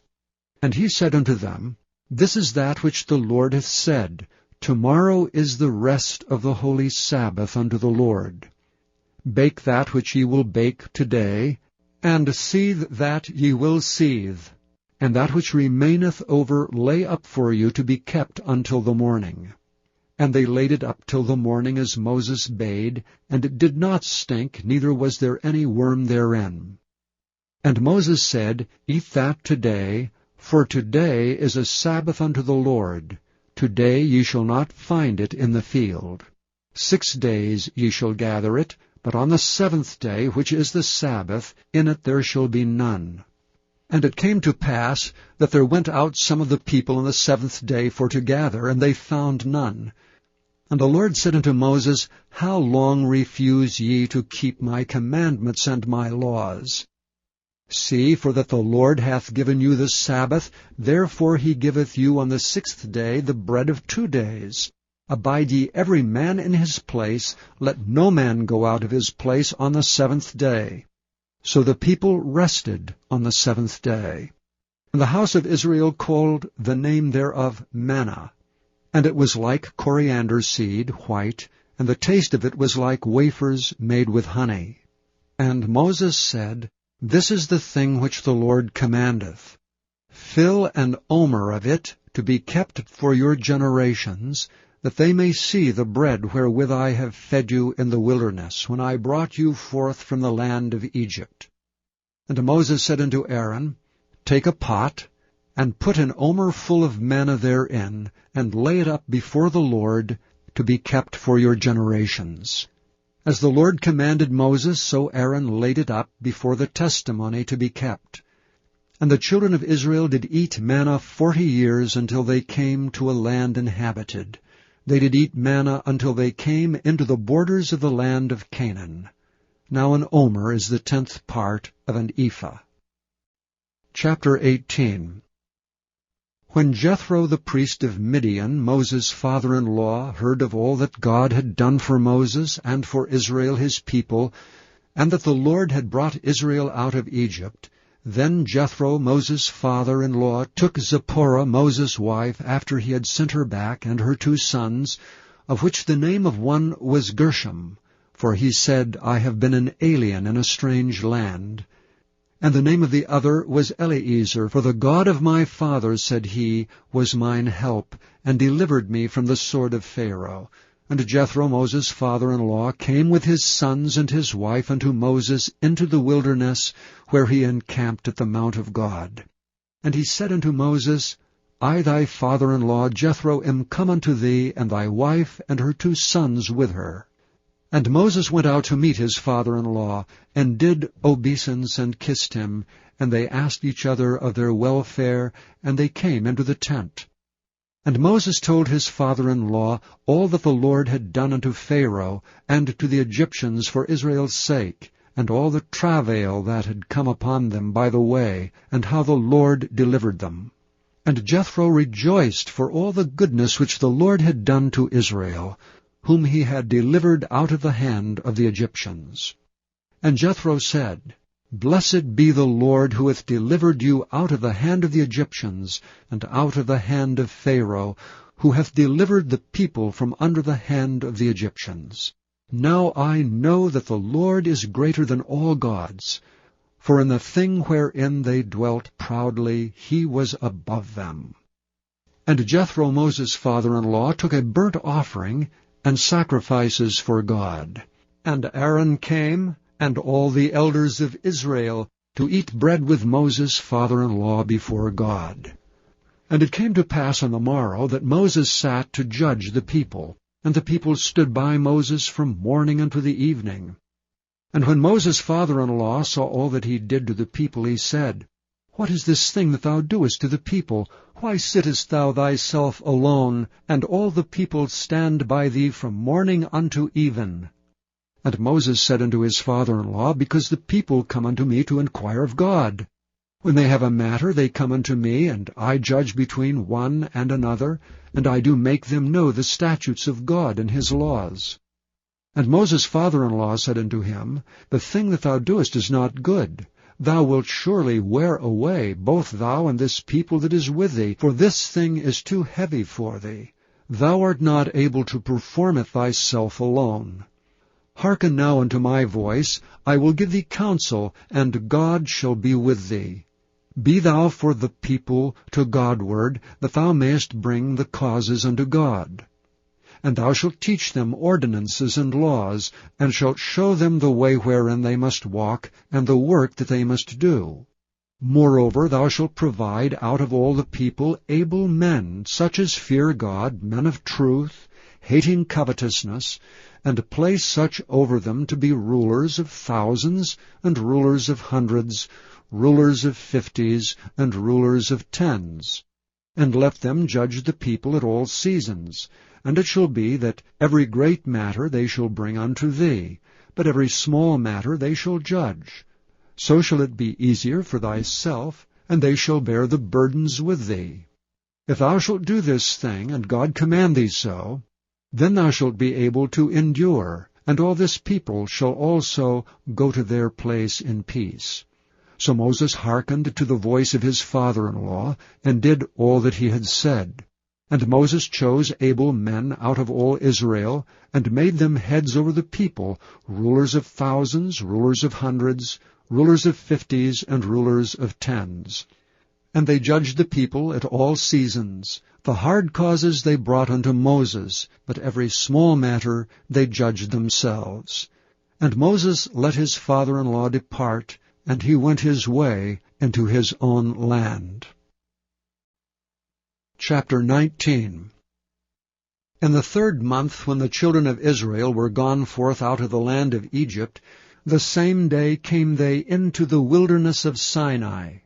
For they were departed from Rephidim, and were come to the desert of Sinai, and had pitched in the wilderness, and there Israel camped before the mount. And Moses went up unto God, and the Lord called unto him out of the mountain, saying, Thus shalt thou say to the house of Jacob, and tell the children of Israel, Ye have seen what I did unto the Egyptians, and how I bare you on eagle's wings, and brought you unto myself. Now therefore, if ye will obey my voice indeed, and keep my covenant, then ye shall be a peculiar treasure unto me above all people, for all the earth is mine. And ye shall be unto me a kingdom of priests, and an holy nation. These are the words which thou shalt speak unto the children of Israel.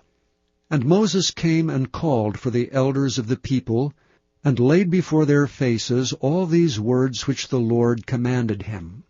And all the people answered together and said, All that the Lord hath spoken we will do.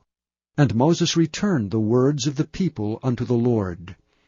And the Lord said unto Moses, Lo, I come unto thee in a thick cloud, that the people may hear when I speak with thee, and believe thee forever. And Moses told the words of the people unto the Lord. And the Lord said unto Moses, Go unto the people, and sanctify them today and tomorrow, and let them wash their clothes, and be ready against the 3rd day. For the 3rd day the Lord will come down in the sight of the people upon Mount Sinai. And thou shalt set bounds unto the people round about, saying, Take heed to yourselves, that ye go not up into the mount, or touch the border of it. Whosoever toucheth the mount shall be surely put to death. There shall not be an hand touch it, but he shall surely be stoned or shot through. Whether it be beast or man, it shall not live. When the trumpet soundeth long, they shall come up to the mount. And Moses went down from the mount unto the people, and sanctified the people, and they washed their clothes. And he said unto the people, Be ready against the 3rd day, come not at your wives. And it came to pass on the 3rd day in the morning, that there were thunders and lightnings, and a thick cloud upon the mount, and the voice of the trumpet exceeding loud, so that all the people that was in the camp trembled. And Moses brought forth the people out of the camp to meet with God. And they stood at the nether part of the mount. And Mount Sinai was altogether on a smoke, because the Lord descended upon it in fire. And the smoke thereof ascended as the smoke of a furnace, and the whole mount quaked greatly. And when the voice of the trumpet sounded long, and waxed louder and louder, Moses spake, and God answered him by a voice. And the Lord came down upon Mount Sinai, on the top of the mount, and the Lord called Moses up to the top of the mount, and Moses went up. And the Lord said unto Moses, Go down, charge the people, lest they break through unto the Lord to gaze, and many of them perish. And let the priests also which come near to the Lord sanctify themselves, lest the Lord break forth upon them. And Moses said unto the Lord, The people cannot come up to Mount Sinai, for thou chargedst us, saying, Set bounds about the mount, and sanctify it. And the Lord said unto him, Away, get thee down, and thou shalt come up, thou and Aaron with thee, but let not the priests and the people break through to come up unto the Lord, lest he break forth upon them. So Moses went down unto the people, and spake unto them. Chapter 20. And God spake all these words, saying, I am the Lord thy God, which have brought thee out of the land of Egypt, out of the house of bondage. Thou shalt have no other gods before me. Thou shalt not make unto thee any graven image, or any likeness of anything that is in heaven above, or that is in the earth beneath, or that is in the water under the earth. Thou shalt not bow down thyself to them, nor serve them. For I, the Lord thy God, am a jealous God, visiting the iniquity of the fathers upon the children unto the third and fourth generation of them that hate me, and showing mercy unto thousands of them that love me and keep my commandments. Thou shalt not take the name of the Lord thy God in vain, for the Lord will not hold him guiltless that taketh his name in vain. Remember the Sabbath day to keep it holy. 6 days shalt thou labor and do all thy work, but the 7th day is the Sabbath of the Lord thy God. In it thou shalt not do any work, thou, nor thy son, nor thy daughter, thy manservant, nor thy maidservant, nor thy cattle, nor thy stranger that is within thy gates. For in 6 days the Lord made heaven and earth, the sea, and all that in them is, and rested the 7th day. Wherefore the Lord blessed the Sabbath day, and hallowed it. Honor thy father and thy mother, that thy days may be long upon the land which the Lord thy God giveth thee. Thou shalt not kill. Thou shalt not commit adultery. Thou shalt not steal. Thou shalt not bear false witness against thy neighbor.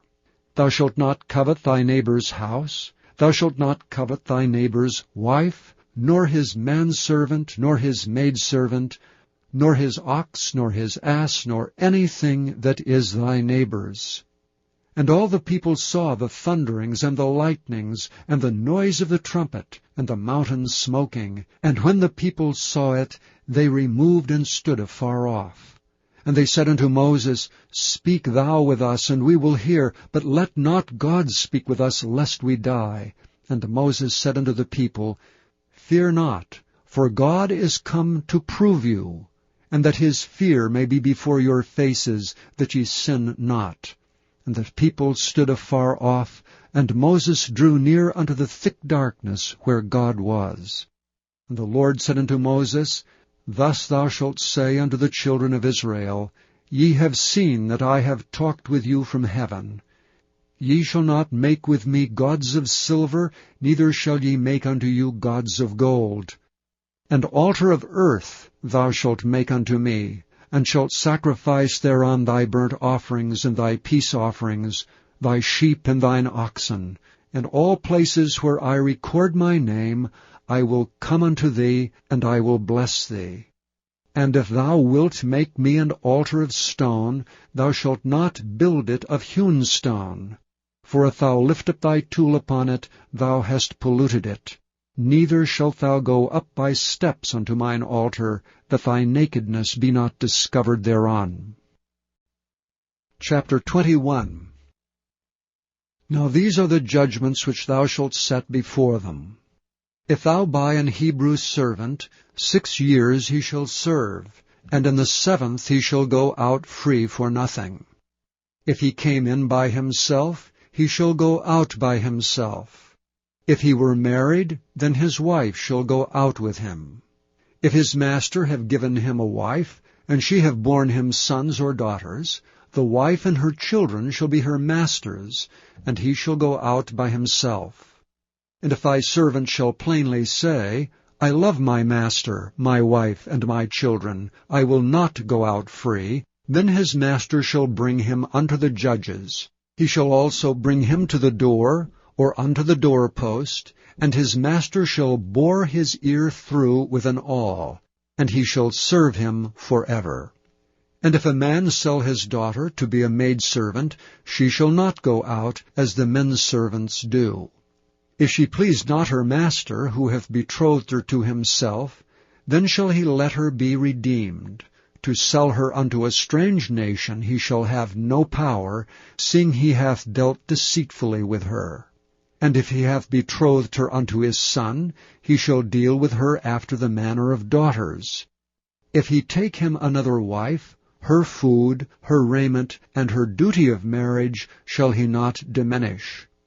And if he do not these 3 things unto her, then shall she go out free without money. He that smiteth a man, so that he die, shall be surely put to death. And if a man lie not in wait, but God deliver him into his hand, then I will appoint thee a place whither he shall flee. But if a man come presumptuously upon his neighbor, to slay him with guile, thou shalt take him from thine altar that he may die. He that smiteth his father or his mother shall be surely put to death. He that stealeth a man and selleth him, or if he be found in his hand, he shall surely be put to death. And he that curseth his father or his mother shall surely be put to death. And if men strive together, and one smite another with a stone, or with his fist, and he die not, but keepeth his bed, if he rise again, and walk abroad upon his staff, then shall he that smote him be quit. Only he shall pay for the loss of his time, and shall cause him to be thoroughly healed. And if a man smite his servant or his maid with a rod, and he die under his hand, he shall be surely punished. Notwithstanding, if he continue a day or two, he shall not be punished, for he is his money. If men strive and hurt a woman with child, so that her fruit depart from her, and yet no mischief follow, he shall be surely punished according as the woman's husband will lay upon him, and he shall pay as the judges determine. And if any mischief follow, then thou shalt give life for life, eye for eye, tooth for tooth, hand for hand, foot for foot, burning for burning, wound for wound, stripe for stripe. And if a man smite the eye of his servant, or the eye of his maid, that it perish, he shall let him go free for his eye's sake. And if he smite out his manservant's tooth, or his maidservant's tooth, he shall let him go free for his tooth's sake. If an ox gore a man or a woman that they die, then the ox shall be surely stoned, and his flesh shall not be eaten, but the owner of the ox shall be quit. But if the ox were wont to push with his horn in time past, and it hath been testified to his owner, and he hath not kept him in, but that he hath killed a man or a woman, the ox shall be stoned, and his owner also shall be put to death. If there be laid on him a sum of money, then he shall give for the ransom of his life whatsoever is laid upon him. Whether he have gored a son, or have gored a daughter, according to this judgment shall it be done unto him. If the ox shall push a man's servant or a maid's servant, he shall give unto their master 30 shekels of silver, and the ox shall be stoned.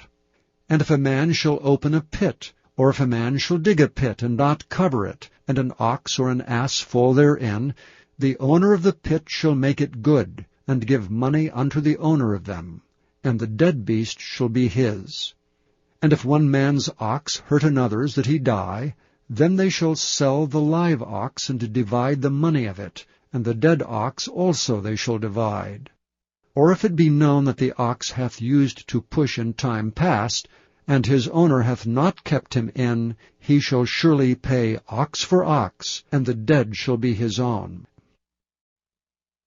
Chapter 22. If a man shall steal an ox or a sheep, and kill it or sell it, he shall restore 5 oxen for an ox, and 4 sheep for a sheep. If a thief be found breaking up, and be smitten that he die, there shall no blood be shed for him. If the sun be risen upon him, there shall be blood shed for him, for he should make full restitution. If he have nothing, then he shall be sold for his theft. If the theft be certainly found in his hand alive, whether it be ox or ass or sheep, he shall restore double. If a man shall cause a field or vineyard to be eaten, and shall put in his beast, and shall feed in another man's field, of the best of his own field, and of the best of his own vineyard, shall he make restitution. If fire break out, and catch in the thorns, so that the stacks of corn, or the standing corn, or the field be consumed therewith, he that kindled the fire shall surely make restitution. If a man shall deliver unto his neighbor money or stuff to keep, and it be stolen out of the man's house, if the thief be found, let him pay double. If the thief be not found, then the master of the house shall be brought unto the judges, to see whether he have put his hand unto his neighbor's goods. for all manner of trespass, whether it be for ox, for ass, for sheep, for raiment, or for any manner of lost thing, which another challengeth to be his, the cause of both parties shall come before the judges, and whom the judges shall condemn, he shall pay double unto his neighbor. If a man deliver unto his neighbor an ass, or an ox, or a sheep, or any beast to keep, and it die or be hurt, or driven away, no man seeing it, then shall an oath of the Lord between them both, that he hath not put his hand unto his neighbor's goods, and the owner of it shall accept thereof, and he shall not make it good. And if it be stolen from him, he shall make restitution unto the owner thereof. If it be torn in pieces, then let him bring it for witness, and he shall not make good that which was torn. And if a man borrow aught of his neighbor, and it be hurt, or die, the owner thereof being not with it, he shall surely make it good. But if the owner thereof be with it, he shall not make it good. If it be an hired thing, it came for his hire. And if a man entice a maid that is not betrothed, and lie with her, he shall surely endow her to be his wife. If her father utterly refuse to give her unto him, he shall pay money according to the dowry of virgins. Thou shalt not suffer a witch to live. Whosoever lieth with a beast shall surely be put to death. He that sacrificeth unto any god save unto the Lord only, he shall be utterly destroyed. Thou shalt neither vex a stranger, nor oppress him, for ye were strangers in the land of Egypt. Ye shall not afflict any widow or fatherless child. If thou afflict them in any wise, and they cry at all unto me, I will surely hear their cry. And my wrath shall wax hot, and I will kill you with the sword, and your wives shall be widows, and your children fatherless. If thou lend money to any of my people that is poor by thee, thou shalt not be to him as an usurer, neither shalt thou lay upon him usury. If thou at all take thy neighbor's raiment to pledge, thou shalt deliver it unto him by that the sun goeth down. For that is his covering only, it is his raiment for his skin. Wherein shall he sleep? And it shall come to pass when he crieth unto me that I will hear, for I am gracious. Thou shalt not revile the gods, nor curse the ruler of thy people. Thou shalt not delay to offer the first of thy ripe fruits and of thy liquors, the firstborn of thy sons shalt thou give unto me. Likewise shalt thou do with thine oxen and with thy sheep. 7 days it shall be with his dam, and on the 8th day thou shalt give it me. And ye shall be holy men unto me. Neither shall ye eat any flesh that is torn of beasts in the field, ye shall cast it to the dogs. Chapter 23. Thou shalt not raise a false report. Put not thine hand with the wicked, to be an unrighteous witness.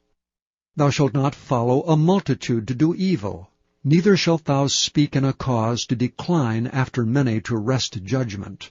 Neither shalt thou countenance a poor man in his cause. If thou meet thine enemy's ox or his ass going astray, thou shalt surely bring it back to him again. If thou see the ass of him that hateth thee lying under his burden, and wouldst forbear to help him, thou shalt surely help with him. Thou shalt not wrest the judgment of thy poor in his cause. Keep thee far from a false matter. And the innocent and righteous slay thou not, for I will not justify the wicked. And thou shalt take no gift, for the gift blindeth the wise, and perverteth the words of the righteous. Also thou shalt not oppress a stranger, for ye know the heart of a stranger, seeing ye were strangers in the land of Egypt. And 6 years thou shalt sow thy land, and shalt gather in the fruits thereof. But the 7th year thou shalt let it rest and lie still, that the poor of thy people may eat. And what they leave, the beasts of the field shall eat.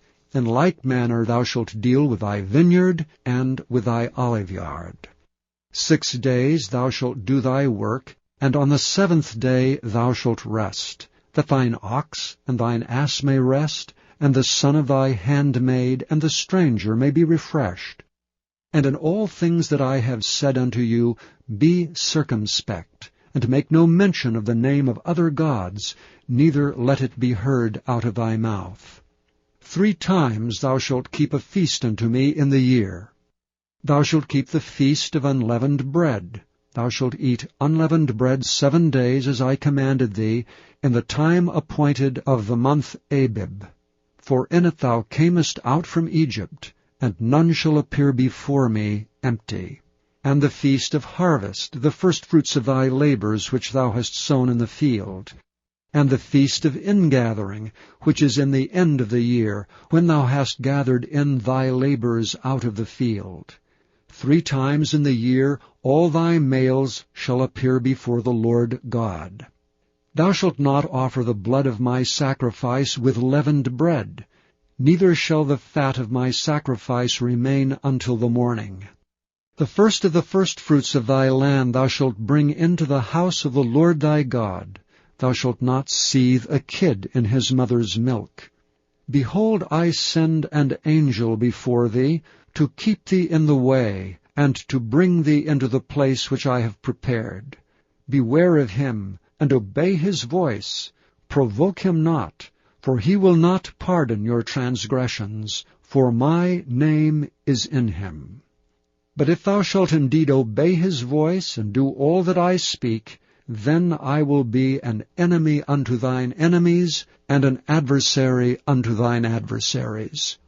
For mine angel shall go before thee, and bring thee unto the Amorites, and the Hittites, and the Perizzites, and the Canaanites, and the Hivites, and the Jebusites, and I will cut them off.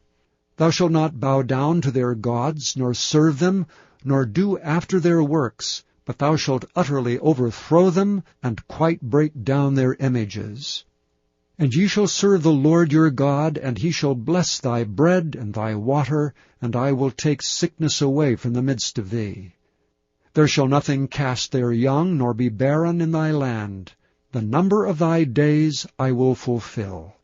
I will send my fear before thee, and will destroy all the people to whom thou shalt come, and I will make all thine enemies turn their backs unto thee. And I will send hornets before thee, which shall drive out the Hivite, the Canaanite, and the Hittite from before thee. And I will not drive them out from before thee in 1 year, lest the land become desolate, and the beast of the field multiply against thee. By little and little I will drive them out from before thee, until thou be increased and inherit the land. And I will set thy bounds from the Red Sea, even unto the sea of the Philistines, and from the desert unto the river.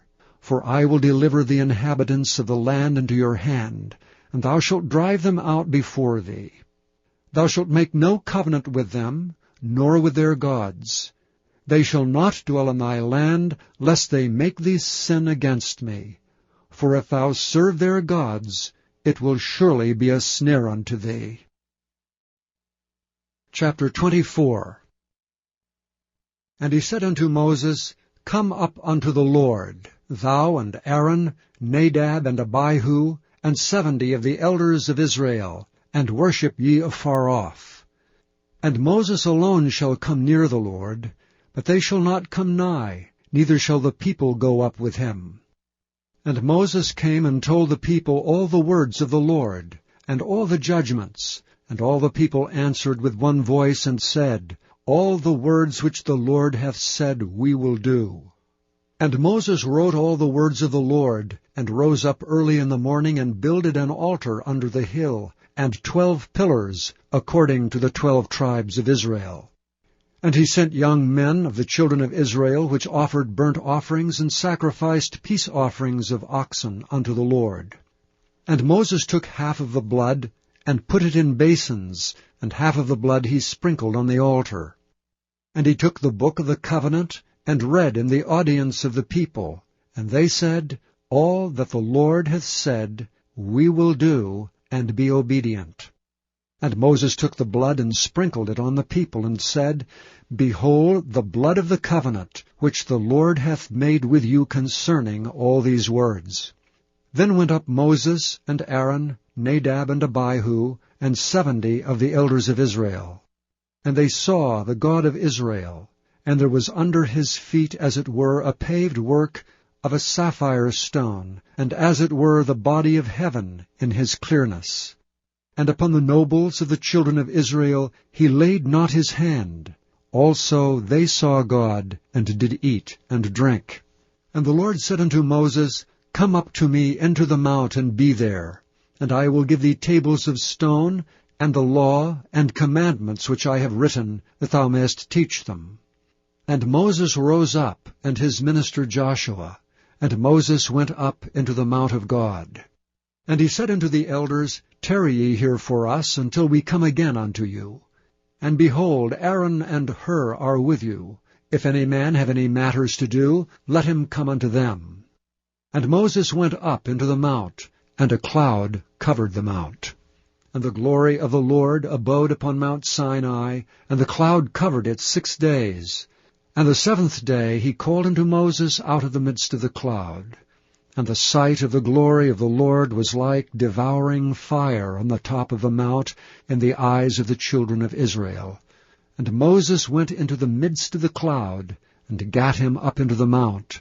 And Moses was in the mount 40 days and 40 nights. Chapter 25.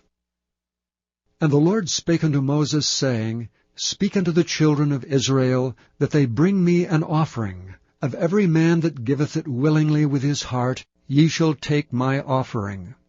And this is the offering which ye shall take of them: gold, and silver, and brass, and blue, and purple, and scarlet, and fine linen, and goat's hair, and rams' skins dyed red, and badgers' skins, and shittim wood, oil for the light, spices for anointing oil, and for sweet incense, onyx stones and stones to be set in the ephod and in the breastplate.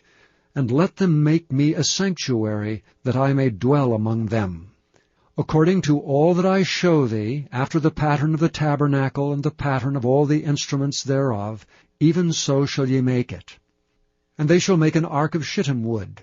2 cubits and a half shall be the length thereof, and 1 cubit and a half the breadth thereof, and 1 cubit and a half the height thereof.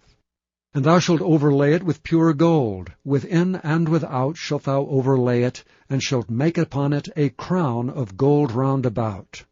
And thou shalt cast 4 rings of gold for it, and put them in the 4 corners thereof. And 2 rings shall be in the one side of it, and 2 rings in the other side of it. And thou shalt make staves of shittim wood, and overlay them with gold. And thou shalt put the staves into the rings by the sides of the ark, that the ark may be borne with them. The staves shall be in the rings of the ark, they shall not be taken from it. And thou shalt put into the ark the testimony which I shall give thee. And thou shalt make a mercy seat of pure gold. 2 cubits and a half shall be the length thereof, and 1 cubit and a half the breadth thereof. And thou shalt make 2 cherubims of gold, of beaten work shalt thou make them, in the 2 ends of the mercy seat. And make 1 cherub on the one end, and the other cherub on the other end. Even of the mercy seat shall ye make the cherubims on the 2 ends thereof.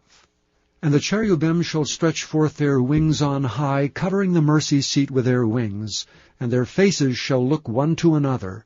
Toward the mercy seat shall the faces of the cherubims be. And thou shalt put the mercy seat above upon the ark, and in the ark thou shalt put the testimony that I shall give thee.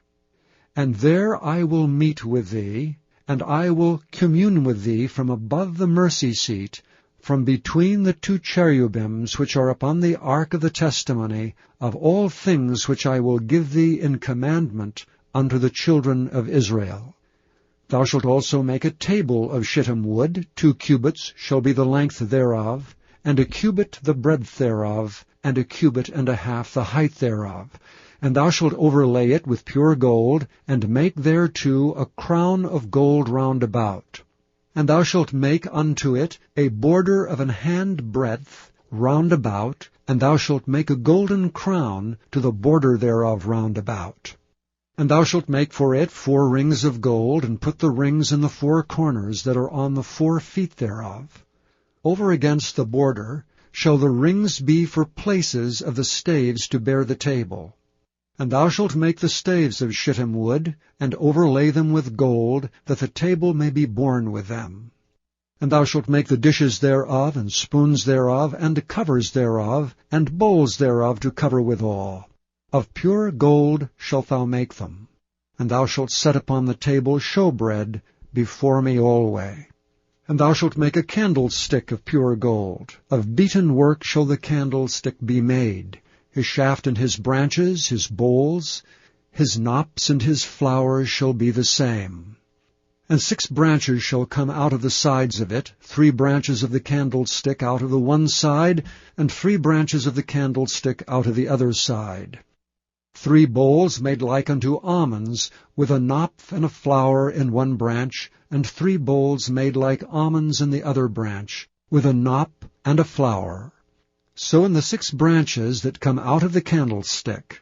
And in the candlestick shall be 4 bowls made like unto almonds, with their knops and their flowers.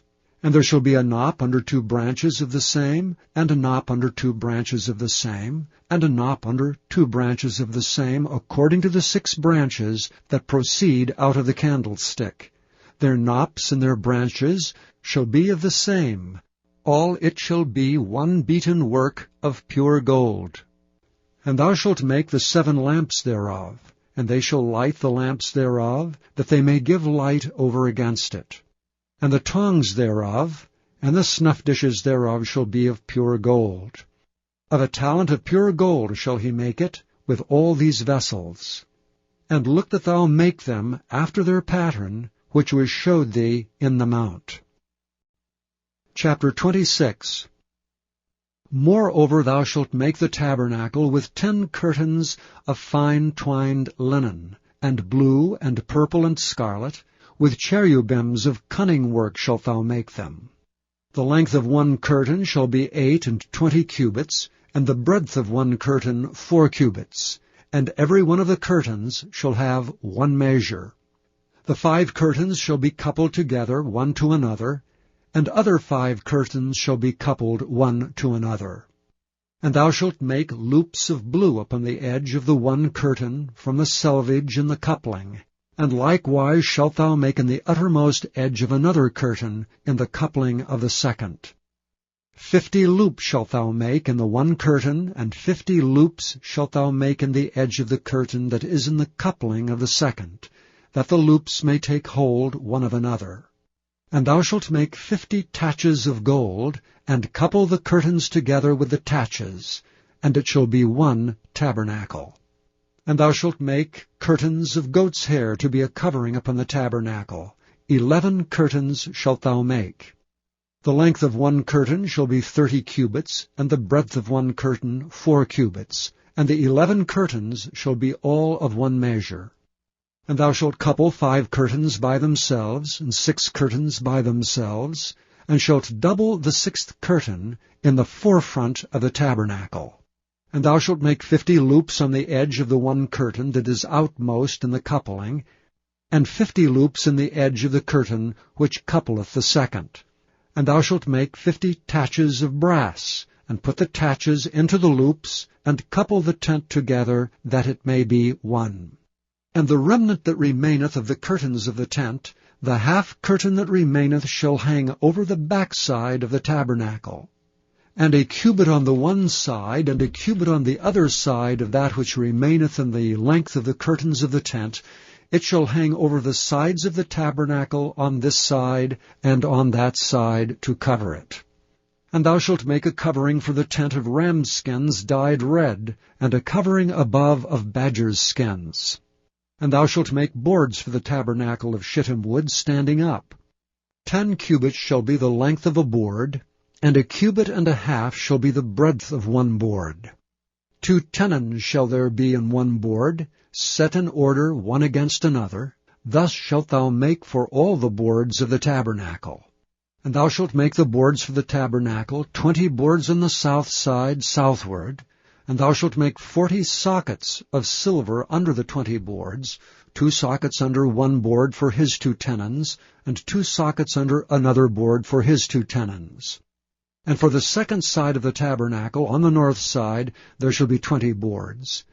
And their 40 sockets of silver, 2 sockets under one board, and 2 sockets under another board. And for the sides of the tabernacle westward thou shalt make 6 boards, and 2 boards shalt thou make for the corners of the tabernacle in the 2 sides. And they shall be coupled together beneath, and they shall be coupled together above the head of it unto one ring. Thus shall it be for them both. They shall be for the 2 corners. And they shall be 8 boards, and their sockets of silver, 16 sockets, 2 sockets under one board, and 2 sockets under another board. And thou shalt make bars of shittim wood, 5 for the boards of one side of the tabernacle, and 5 bars for the boards of the other side of the tabernacle, and 5 bars for the boards of the side of the tabernacle, for the 2 sides westward. And the middle bar in the midst of the boards shall reach from end to end. And thou shalt overlay the boards with gold, and make their rings of gold for places for the bars. And thou shalt overlay the bars with gold. And thou shalt rear up the tabernacle according to the fashion thereof which was showed thee in the mount. And thou shalt make a veil of blue and purple and scarlet and fine twined linen of cunning work, with cherubims shall it be made. And thou shalt hang it upon 4 pillars of shittim wood overlaid with gold. Their hooks shall be of gold upon the 4 sockets of silver. And thou shalt hang up the veil under the taches, that thou mayest bring in thither within the veil the ark of the testimony. And the veil shall divide unto you between the holy place and the most holy. And thou shalt put the mercy seat upon the ark of the testimony in the most holy place. And thou shalt set the table without the veil, and the candlestick over against the table on the side of the tabernacle toward the south. And thou shalt put the table on the north side. And thou shalt make an hanging for the door of the tent, of blue and purple and scarlet and fine twined linen, wrought with needlework. And thou shalt make for the hanging 5 pillars of shittim wood, and overlay them with gold. And their hooks shall be of gold, and thou shalt cast 5 sockets of brass for them. Chapter 27. And thou shalt make an altar of shittim wood, 5 cubits long and 5 cubits broad. The altar shall be 4 square, and the height thereof shall be 3 cubits. And thou shalt make the horns of it upon the 4 corners thereof. His horns shall be of the same, and thou shalt overlay it with brass. And thou shalt make his pans to receive his ashes, and his shovels, and his basins, and his flesh hooks, and his fire pans. All the vessels thereof thou shalt make of brass. And thou shalt make for it a grate of network of brass. And upon the net shalt thou make 4 brazen rings in the 4 corners thereof. And thou shalt put it under the compass of the altar beneath, that the net may be even to the midst of the altar. And thou shalt make staves for the altar, staves of shittim wood, and overlay them with brass. And the stave shall be put into the rings, and the stave shall be upon the 2 sides of the altar to bear it. Hollow with boards shalt thou make it, as it was showed thee in the mount, so shall they make it. And thou shalt make the court of the tabernacle. For the south side southward there shall be hangings for the court of fine twined linen of 100 cubits long for one side. And the 20 pillars thereof and their 20 sockets shall be of brass. The hooks of the pillars and their fillets shall be of silver. And likewise for the north side in length there shall be hangings of 100 cubits long, and his 20 pillars and their 20 sockets of brass, the hooks of the pillars and their fillets of silver. And for the breadth of the court on the west side shall be hangings of 50 cubits, their pillars 10, and their sockets 10. And the breadth of the court on the east side eastward shall be 50 cubits. The hangings of one side of the gate shall be 15 cubits, their pillars 3, and their sockets 3. And on the other side shall be hangings 15 cubits, their pillars 3, and their sockets 3. And for the gate of the court shall be an hanging of 20 cubits of blue and purple and scarlet, and fine twined linen, wrought with needlework, and their pillars shall be 4, and their sockets 4.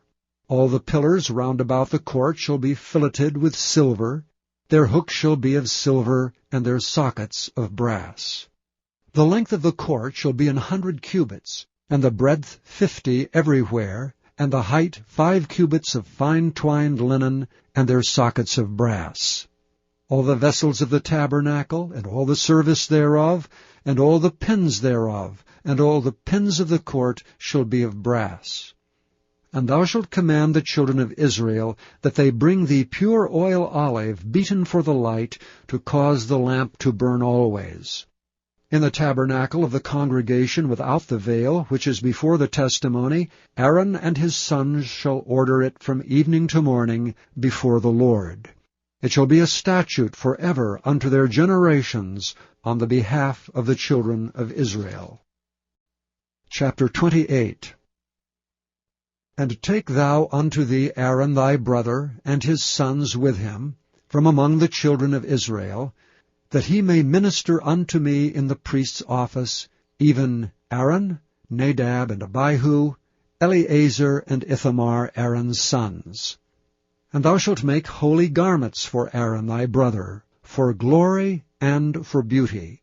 And thou shalt speak unto all that are wise-hearted, whom I have filled with the spirit of wisdom, that they may make Aaron's garments to consecrate him, that he may minister unto me in the priest's office. And these are the garments which they shall make: a breastplate, and an ephod, and a robe, and a broidered coat, a mitre, and a girdle. And they shall make holy garments for Aaron thy brother and his sons, that he may minister unto me in the priest's office. And they shall take gold, and blue, and purple, and scarlet, and fine linen. And they shall make the ephod of gold, of blue, and of purple, of scarlet, and fine twined linen with cunning work. It shall have 2 shoulder pieces thereof, joined at the edges thereof, and so it shall be joined together. And the curious girdle of the ephod which is upon it shall be of the same, according to the work thereof, even of gold, of blue, and purple, and scarlet, and fine twined linen. And thou shalt take 2 onyx stones, and grave on them the names of the children of Israel, 6 of their names on one stone, and the other 6 names of the rest on the other stone, according to their birth. With the work of an engraver in stone, like the engravings of a signet, shalt thou engrave the 2 stones with the names of the children of Israel. Thou shalt make them to be set in ouches of gold. And thou shalt put the 2 stones upon the shoulders of the ephod for stones of memorial unto the children of Israel. And Aaron shall bear their names before the Lord upon his 2 shoulders for a memorial. And thou shalt make ouches of gold, and 2 chains of pure gold at the ends. Of wreathen work shalt thou make them, and fasten the wreathen chains to the ouches. And thou shalt make the breastplate of judgment with cunning work. After the work of the ephod thou shalt make it, of gold, of blue, and of purple, and of scarlet, and of fine twined linen shalt thou make it. 4 square it shall be, being doubled. A span shall be the length thereof, and a span shall be the breadth thereof.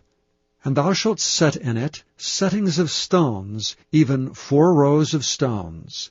The first row shall be a sardius, a topaz, and a carbuncle. This shall be the first row. And the second row shall be an emerald, a sapphire, and a diamond. And the third row a ligure, an agate, and an amethyst.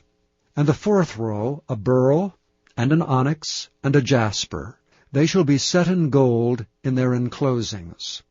And the stones shall be with the names of the children of Israel, 12 according to their names, like the engravings of a signet. Every one with his name shall they be, according to the 12 tribes. And thou shalt make upon the breastplate chains at the ends of wreathen work of pure gold. And thou shalt make upon the breastplate 2 rings of gold, and shalt put the 2 rings on the 2 ends of the breastplate. And thou shalt put the 2 wreathen chains of gold in the 2 rings which are on the ends of the breastplate. and the other 2 ends, the 2 wreathen chains, shalt thou fasten in the 2 ouches, and put them on the shoulder pieces of the ephod before it. And thou shalt make 2 rings of gold, and thou shalt put them upon the 2 ends of the breastplate in the border thereof, which is in the side of the ephod inward. And 2 other rings of gold thou shalt make, and shalt put them on the 2 sides of the ephod underneath, toward the forepart thereof, over against the other coupling thereof, above the curious girdle of the ephod. And they shall bind the breastplate by the rings thereof unto the rings of the ephod with a lace of blue, that it may be above the curious girdle of the ephod, and that the breastplate be not loosed from the ephod. And Aaron shall bear the names of the children of Israel in the breastplate of judgment upon his heart, when he goeth into the holy place, for a memorial before the Lord continually. And thou shalt put in the breastplate of judgment the Urim and the Thummim, and they shall be upon Aaron's heart when he goeth in before the Lord. And Aaron shall bear the judgment of the children of Israel upon his heart before the Lord continually. And thou shalt make the robe of the ephod all of blue. And there shall be an hole in the top of it, in the midst thereof. It shall have a binding of woven work round about the hole of it, as it were the hole of an habergeon, that it be not rent. And beneath upon the hem of it thou shalt make pomegranates of blue, and of purple, and of scarlet, round about the hem thereof, and bells of gold between them round about, a golden bell and a pomegranate, a golden bell and a pomegranate, upon the hem of the robe round about. And it shall be upon Aaron to minister, and his sound shall be heard when he goeth in unto the holy place before the Lord, and when he cometh out, that he die not. And thou shalt make a plate of pure gold, and grave upon it, like the engravings of a signet, Holiness to the Lord. And thou shalt put it on a blue lace, that it may be upon the mitre, upon the forefront of the mitre it shall be. And it shall be upon Aaron's forehead, that Aaron may bear the iniquity of the holy things, which the children of Israel shall hallow in all their holy gifts. And it shall be always upon his forehead, that they may be accepted before the Lord. And thou shalt embroider the coat of fine linen, and thou shalt make the mitre of fine linen, and thou shalt make the girdle of needlework. And for Aaron's sons thou shalt make coats, and thou shalt make for them girdles, and bonnets shalt thou make for them, for glory and for beauty. And thou shalt put them upon Aaron thy brother, and his sons with him, and shalt anoint them, and consecrate them, and sanctify them, that they may minister unto me in the priest's office. And thou shalt make them linen breeches to cover their nakedness, from the loins even unto the thighs they shall reach. And they shall be upon Aaron and upon his sons, when they come in unto the tabernacle of the congregation, or when they come near unto the altar to minister in the holy place, that they bear not iniquity and die. It shall be a statute for ever unto him and his seed after him. Chapter 29. And this is the thing that thou shalt do unto them to hallow them, to minister unto me in the priest's office. Take 1 young bullock, and 2 rams without blemish, and unleavened bread, and cakes unleavened tempered with oil, and wafers unleavened, anointed with oil. Of wheaten flour shalt thou make them. And thou shalt put them into 1 basket, and bring them in the basket with the bullock and the 2 rams. And Aaron and his sons thou shalt bring unto the door of the tabernacle of the congregation, and shalt wash them with water. And thou shalt take the garments, and put upon Aaron the coat, and the robe of the ephod, and the breastplate, and gird him with the curious girdle of the ephod. And thou shalt put the mitre upon his head, and put the holy crown upon the mitre. Then shalt thou take anointing oil, and pour it upon his head, and anoint him. And thou shalt bring his sons, and put coats upon them. And thou shalt gird them with girdles, Aaron and his sons, and put the bonnets on them. And the priest's office shall be theirs for a perpetual statute, and thou shalt consecrate Aaron and his sons. And thou shalt cause a bullock to be brought before the tabernacle of the congregation, and Aaron and his sons shall put their hands upon the head of the bullock. And thou shalt kill the bullock before the Lord, by the door of the tabernacle of the congregation.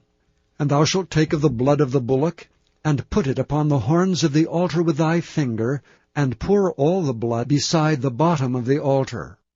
And thou shalt take all the fat that covereth the inwards, and the caul that is above the liver, and the 2 kidneys, and the fat that is upon them, and burn them upon the altar.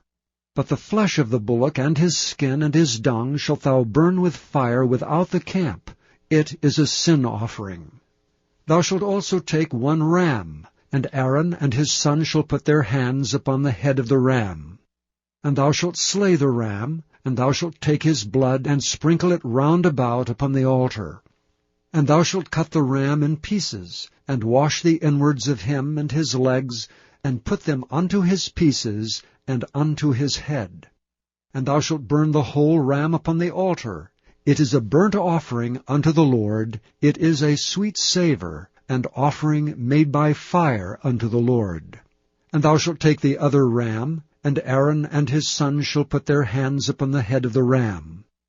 Then shalt thou kill the ram, and take of his blood, and put it upon the tip of the right ear of Aaron, and upon the tip of the right ear of his sons, and upon the thumb of their right hand, and upon the great toe of their right foot, and sprinkle the blood upon the altar round about.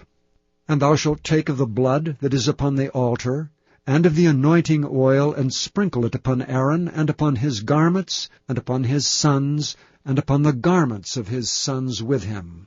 And he shall be hallowed, and his garments, and his sons' garments with him. Also thou shalt take of the ram the fat, and the rump, and the fat that covereth the inwards, and the caul above the liver, and the 2 kidneys, and the fat that is upon them, and the right shoulder, for it is a ram of consecration, and 1 loaf of bread, and 1 cake of oiled bread, and 1 wafer out of the basket of the unleavened bread that is before the Lord.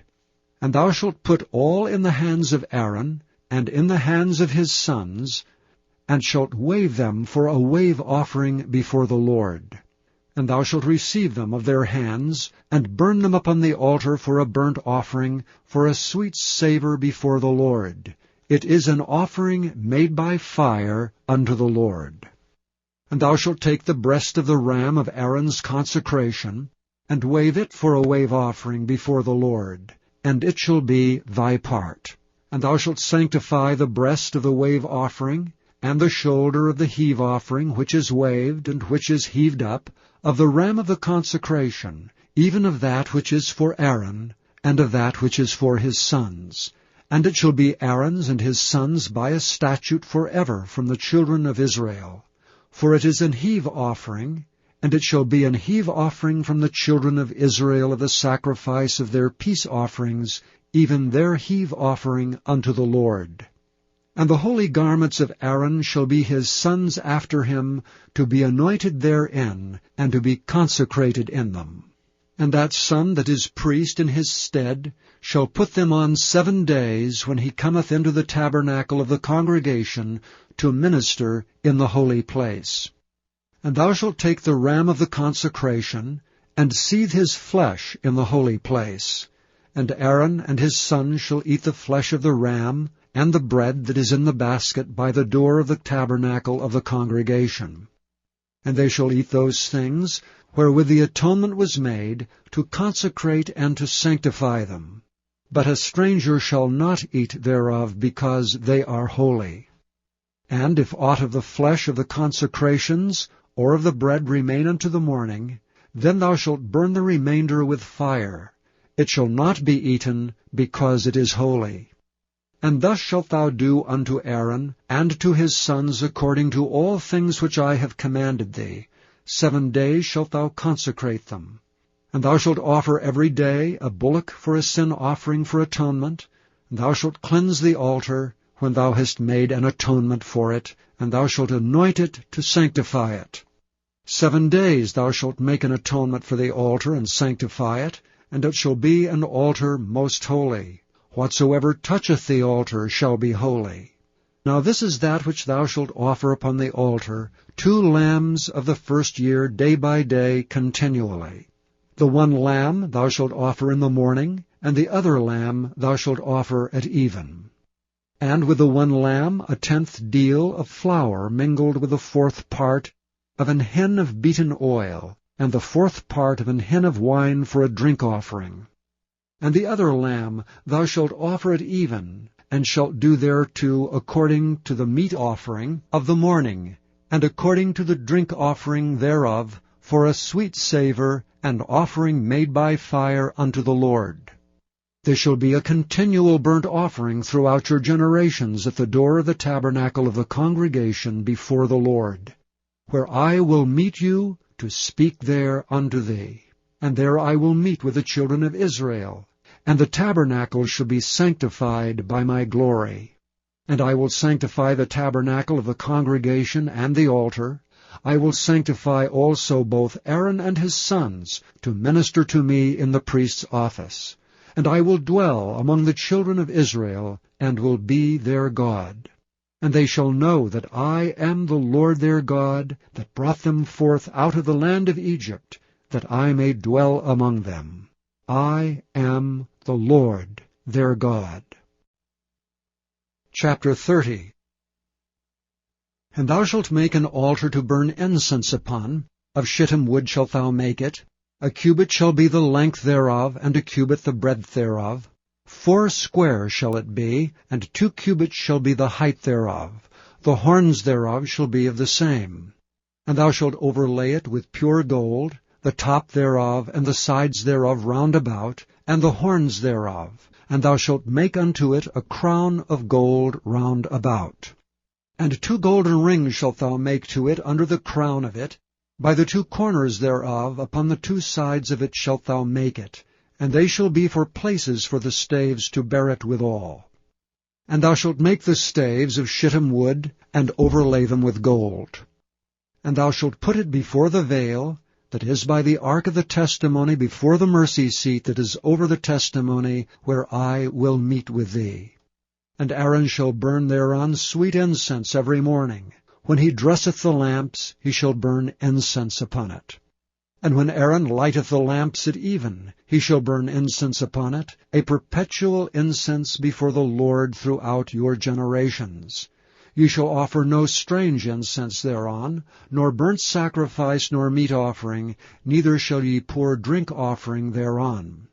And Aaron shall make an atonement upon the horns of it once in a year with the blood of the sin offering of atonements. Once in the year shall he make atonement upon it throughout your generations. It is most holy unto the Lord.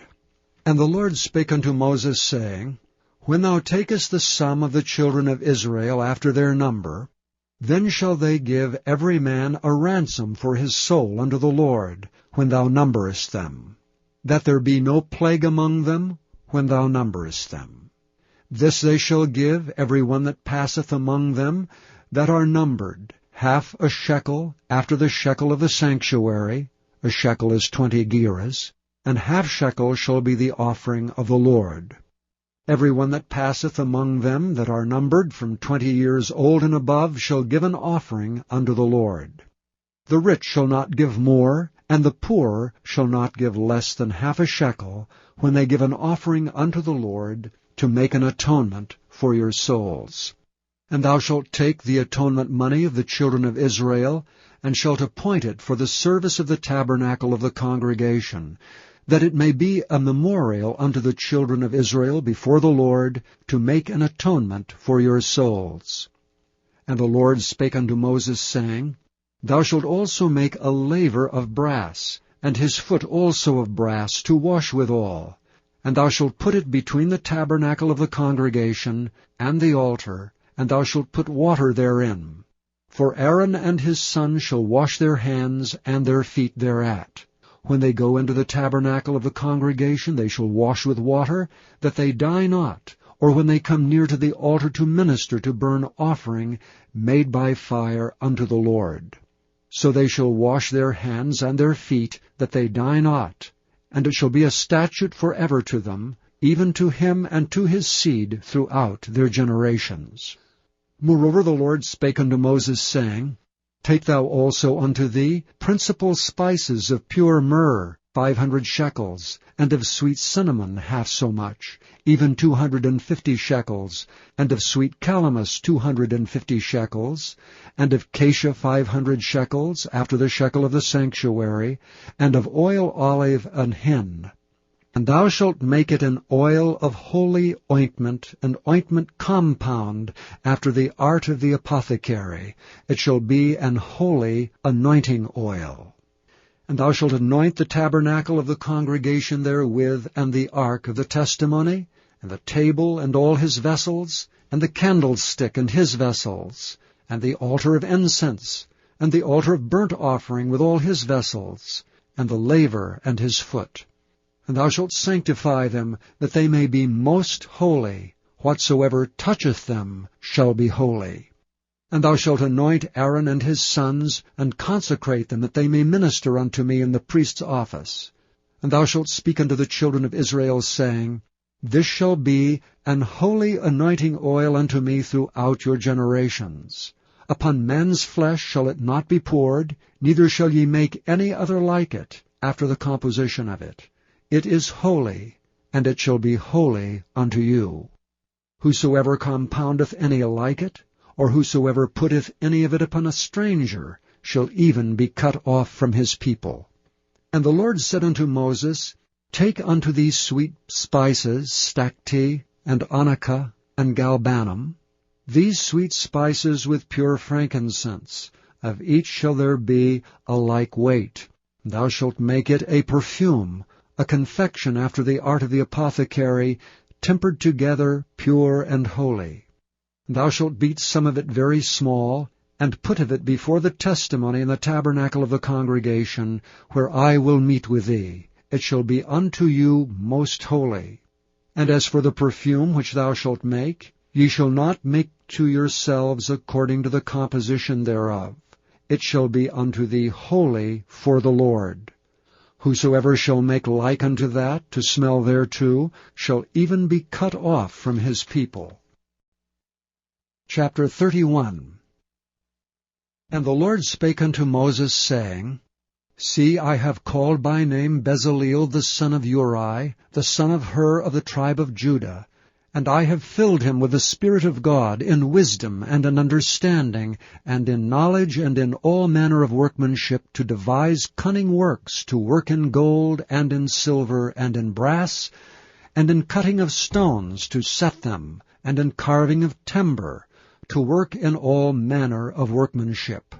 And I, behold, I have given with him Aholiab, the son of Ahisamach of the tribe of Dan. And in the hearts of all that are wise-hearted I have put wisdom, that they may make all that I have commanded thee, the tabernacle of the congregation, and the ark of the testimony, and the mercy seat that is thereupon, and all the furniture of the tabernacle, and the table and his furniture, and the pure candlestick with all his furniture, and the altar of incense, and the altar of burnt offering with all his furniture, and the laver and his foot, and the cloths of service, and the holy garments for Aaron and the priest, and the garments of his sons to minister in the priest's office, and the anointing oil, and sweet incense for the holy place. According to all that I have commanded thee shall they do. And the Lord spake unto Moses, saying, Speak thou also unto the children of Israel, saying, Verily my Sabbaths ye shall keep. For it is a sign between me and you throughout your generations, that ye may know that I am the Lord that doth sanctify you. Ye shall keep the Sabbath therefore, for it is holy unto you. Every one that defileth it shall surely be put to death. For whosoever doeth any work therein, that soul shall be cut off from among his people. 6 days may work be done, but in the 7th is the Sabbath of rest, holy to the Lord. Whosoever doeth any work in the Sabbath day, he shall surely be put to death. Wherefore the children of Israel shall keep the Sabbath, to observe the Sabbath throughout their generations for a perpetual covenant. It is a sign between me and the children of Israel forever. For in 6 days the Lord made heaven and earth, and on the 7th day he rested and was refreshed. And he gave unto Moses, when he had made an end of communing with him upon Mount Sinai, 2 tables of testimony, tables of stone, written with the finger of God. Chapter 32. And when the people saw that Moses delayed to come down out of the mount, the people gathered themselves together unto Aaron, and said unto him, Up, make us gods which shall go before us, for as for this Moses, the man that brought us up out of the land of Egypt, we wot not what is become of him. And Aaron said unto them, Break off the golden earrings which are in the ears of your wives, of your sons, and of your daughters, and bring them unto me. And all the people brake off the golden earrings which were in their ears, and brought them unto Aaron. And he received them at their hand, and fashioned it with a graving tool, after he had made it a molten calf. And they said, These be thy gods, O Israel, which brought thee up out of the land of Egypt. And when Aaron saw it, he built an altar before it, and Aaron made proclamation, and said, Tomorrow is a feast to the Lord. And they rose up early on the morrow, and offered burnt offerings, and brought peace offerings, and the people sat down to eat and drink, and rose up to play. And the Lord said unto Moses, Go, get thee down, for thy people which thou broughtest out of the land of Egypt have corrupted themselves. They have turned aside quickly out of the way which I commanded them. They have made them a molten calf, and have worshipped it, and have sacrificed thereunto, and said, These be thy gods, O Israel, which have brought thee up out of the land of Egypt. And the Lord said unto Moses, I have seen this people, and behold, it is a stiff-necked people. Now therefore let me alone, that my wrath may wax hot against them, and that I may consume them, and I will make of thee a great nation. And Moses besought the Lord his God, and said, Lord, why doth thy wrath wax hot against thy people, which thou hast brought forth out of the land of Egypt with great power, and with a mighty hand? Wherefore should the Egyptians speak and say, For mischief did he bring them out, to slay them in the mountains, and to consume them from the face of the earth? Turn from thy fierce wrath, and repent of this evil against thy people. Remember Abraham, Isaac, and Israel, thy servants, to whom thou swarest by thine own self, and saidst unto them, I will multiply your seed as the stars of heaven, and all this land that I have spoken of will I give unto your seed, and they shall inherit it forever. And the Lord repented of the evil which he thought to do unto his people. And Moses turned and went down from the mount, and the 2 tables of the testimony were in his hand. The tables were written on both their sides, on the one side and on the other were they written. And the tables were the work of God, and the writing was the writing of God graven upon the tables. And when Joshua heard the noise of the people as they shouted, he said unto Moses, There is a noise of war in the camp. And he said, It is not the voice of them that shout for mastery, neither it is the voice of them that cry for being overcome, but the noise of them that sing do I hear. And it came to pass, as soon as he came nigh unto the camp, that he saw the calf, and the dancing, and Moses' anger waxed hot, and he cast the tables out of his hands, and brake them beneath the mount. And he took the calf which they had made, and burnt it in the fire, and ground it to powder, and strawed it upon the water, and made the children of Israel drink of it. And Moses said unto Aaron, What did this people unto thee, that thou hast brought so great a sin upon them? And Aaron said, Let not the anger of my Lord wax hot. Thou knowest the people, that they are set on mischief. For they said unto me, Make us gods which shall go before us. As for this Moses, the man that brought us up out of the land of Egypt, we wot not what is become of him. And I said unto them, Whosoever hath any gold, let them break it off. So they gave it me, then I cast it into the fire, and there came out this calf. And when Moses saw that the people were naked, for Aaron had made them naked unto their shame among their enemies, then Moses stood up in the gate of the camp, and said, Who is on the Lord's side? Let him come unto me. And all the sons of Levi gathered themselves together unto him.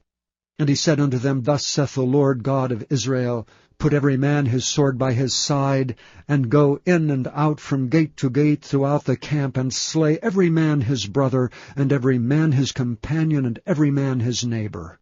And the children of Levi did according to the word of Moses, and there fell of the people that day about 3,000 men.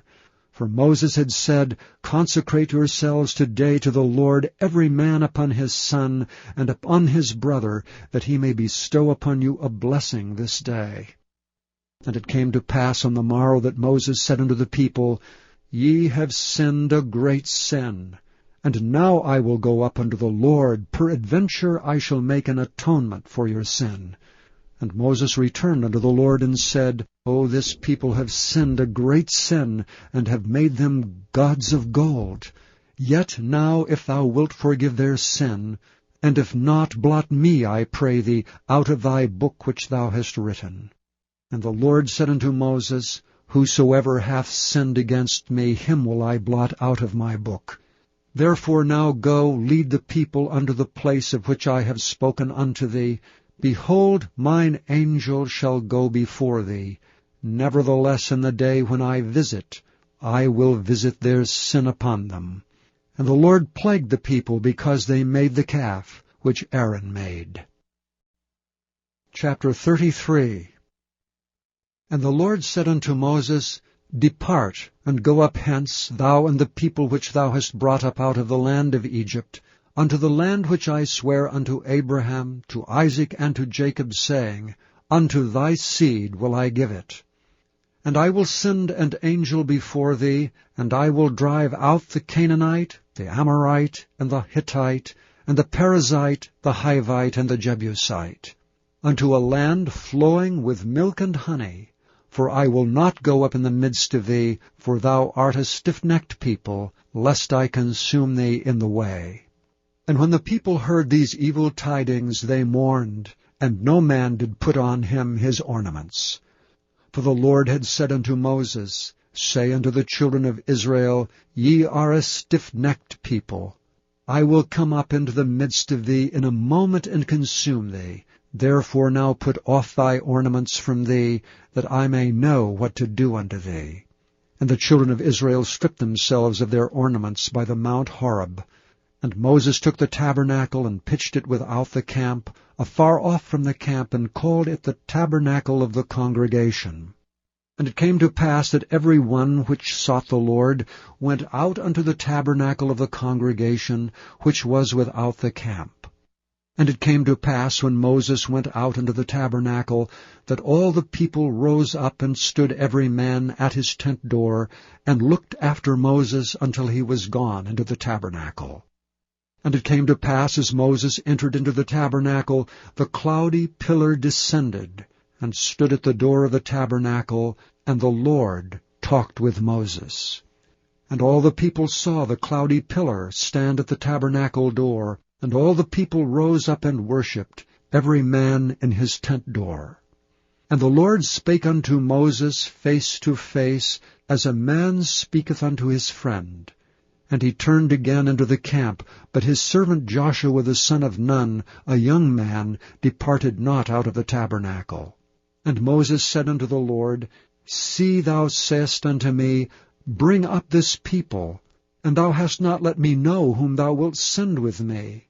Yet thou hast said, I know thee by name, and thou hast also found grace in my sight. Now therefore I pray thee, if I have found grace in thy sight, show me now the way that I may know thee, that I may find grace in thy sight, and consider that this nation is thy people. And he said, My presence shall go with thee, and I will give thee rest. And he said unto him, If thy presence go not with me, carry us not up hence. For wherein shall it be known here that I and thy people have found grace in thy sight? Is it not in that thou goest with us? So shall we be separated, I and thy people, from all the people that are upon the face of the earth. And the Lord said unto Moses, I will do this thing also that thou hast spoken, for thou hast found grace in my sight, and I know thee by name. And he said, I beseech thee, show me thy glory. And he said, I will make all my goodness pass before thee, and I will proclaim the name of the Lord before thee, and will be gracious to whom I will be gracious, and will show mercy on whom I will show mercy. And he said, Thou canst not see my face, for there shall no man see me and live. And the Lord said, Behold, there is a place by me, and thou shalt stand upon a rock. And it shall come to pass, while my glory passeth by, that I will put thee in a cleft of the rock, and will cover thee with my hand while I pass by. And I will take away mine hand, and thou shalt see my back parts, but my face shall not be seen. Chapter 34. And the Lord said unto Moses, Hew thee 2 tables of stone like unto the first, and I will write upon these tables the words that were in the first tables which thou breakest. And be ready in the morning, and come up in the morning unto Mount Sinai, and present thyself there to me in the top of the mount. And no man shall come up with thee, neither let any man be seen throughout all the mount, neither let the flocks nor herds feed before that mount.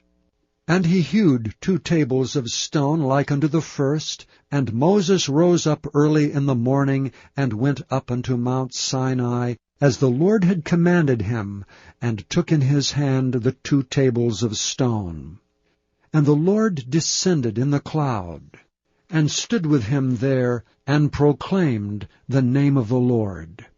And the Lord passed by before him, and proclaimed, The Lord God, merciful and gracious, long-suffering and abundant in goodness and truth, keeping mercy for thousands, forgiving iniquity and transgression and sin, and that will by no means clear the guilty, visiting the iniquity of the fathers upon the children, and upon the children's children unto the 3rd and to the 4th generation. And Moses made haste, and bowed his head toward the earth, and worshipped. And he said, If now I have found grace in thy sight, O Lord, let my Lord, I pray thee, go among us. For it is a stiff-necked people, and pardon our iniquity and our sin, and take us for thine inheritance. And he said, Behold, I make a covenant. Before all thy people I will do marvels such as have not been done in all the earth nor in any nation, and all the people among which thou art shall see the work of the Lord. For it is a terrible thing that I will do with thee. Observe thou that which I command thee this day. Behold, I will drive out before thee the Amorite, and the Canaanite, and the Hittite, and the Perizzite, and the Hivite, and the Jebusite. Take heed to thyself, lest thou make a covenant with the inhabitants of the land whither thou goest, lest it be for a snare in the midst of thee. But ye shall destroy their altars, break their images, and cut down their groves. For thou shalt worship no other God, for the Lord, whose name is jealous, is a jealous God. Lest thou make a covenant with the inhabitants of the land, and they go a-whoring after their gods, and do sacrifice unto their gods, and one call thee, and thou eat of his sacrifice. And thou take of their daughters unto thy sons, and their daughters go a-whoring after their gods, and make thy sons go a-whoring after their gods. Thou shalt make thee no molten gods. The feast of unleavened bread shalt thou keep. 7 days thou shalt eat unleavened bread, as I commanded thee, in the time of the month Abib. For in the month Abib thou camest out from Egypt. All that openeth the matrix is mine, and every firstling among thy cattle, whether ox or sheep, that is male. But the firstling of an ass thou shalt redeem with a lamb, and if thou redeem him not, then shalt thou break his neck. All the firstborn of thy sons shalt thou redeem, and none shall appear before me empty. 6 days shalt thou work, but on the 7th day thou shalt rest. In earing time and in harvest thou shalt rest. And thou shalt observe the feast of weeks, of the firstfruits of wheat harvest, and the feast of ingathering at the year's end.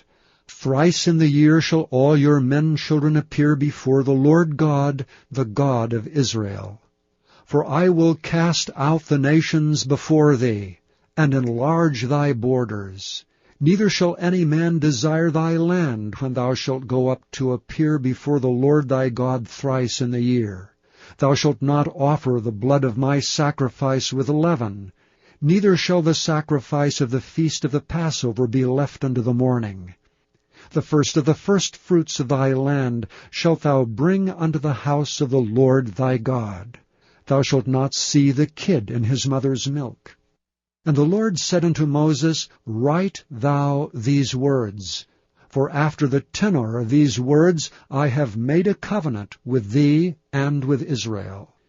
And he was there with the Lord 40 days and 40 nights. He did neither eat bread nor drink water, and he wrote upon the tables the words of the covenant, the 10 commandments. And it came to pass, when Moses came down from Mount Sinai, with the 2 tables of testimony in Moses' hand, when he came down from the mount, that Moses wist not that the skin of his face shone while he talked with him. And when Aaron and all the children of Israel saw Moses, behold, the skin of his face shone, and they were afraid to come nigh him. And Moses called unto them, and Aaron and all the rulers of the congregation returned unto him, and Moses talked with them. And afterward all the children of Israel came nigh, and he gave them in commandment all that the Lord had spoken with him in Mount Sinai. And till Moses had done speaking with them, he put a veil on his face. But when Moses went in before the Lord to speak with him, he took the veil off until he came out.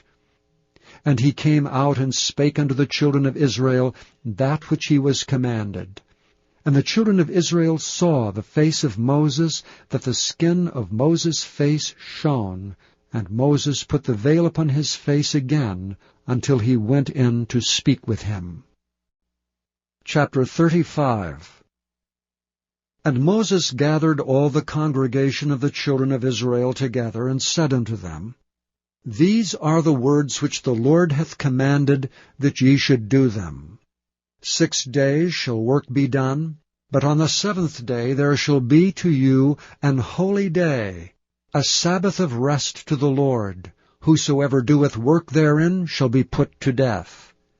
Ye shall kindle no fire throughout your habitations upon the Sabbath day.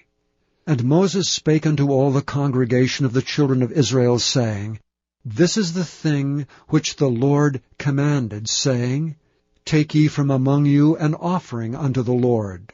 Whosoever is of a willing heart, let him bring it, an offering of the Lord, gold and silver and brass, and blue and purple and scarlet and fine linen and goat's hair, and ram's skins dyed red, and badger's skins and shittim wood, and oil for the light, and spices for anointing oil and for the sweet incense, and onyx stones and stones to be set for the ephod and for the breastplate.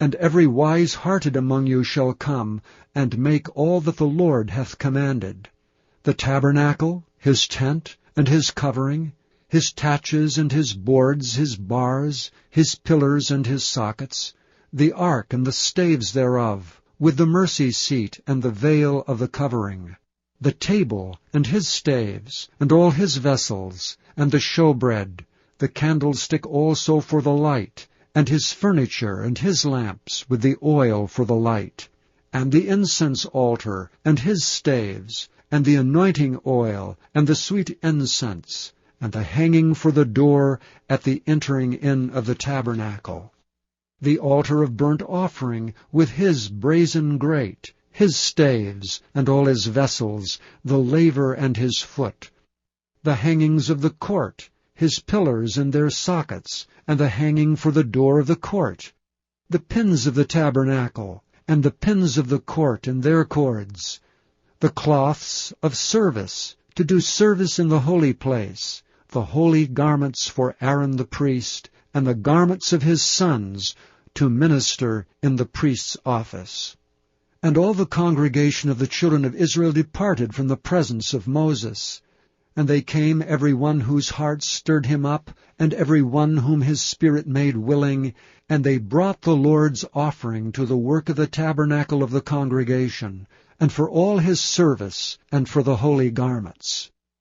And they came, both men and women, as many as were willing-hearted, and brought bracelets and earrings and rings, and tablets, all jewels of gold, and every man that offered an offering of gold unto the Lord.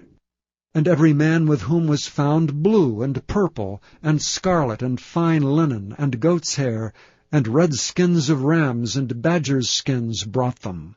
Every one that did offer an offering of silver and brass brought the Lord's offering, and every man with whom was found shittim wood for any work of the service brought it. And all the women that were wise-hearted did spin with their hands, and brought that which they had spun, both of blue, and of purple, and of scarlet, and of fine linen. And all the women whose heart stirred them up in wisdom spun goat's hair. And the rulers brought onyx stones, and stones to be set for the ephod and for the breastplate, and spice, and oil for the light, and for the anointing oil, and for the sweet incense. And the children of Israel brought a willing offering unto the Lord, every man and woman whose heart made them willing to bring for all manner of work which the Lord had commanded to be made by the hand of Moses. And Moses said unto the children of Israel, See, the Lord hath called by name Bezaleel the son of Uri, the son of Hur of the tribe of Judah.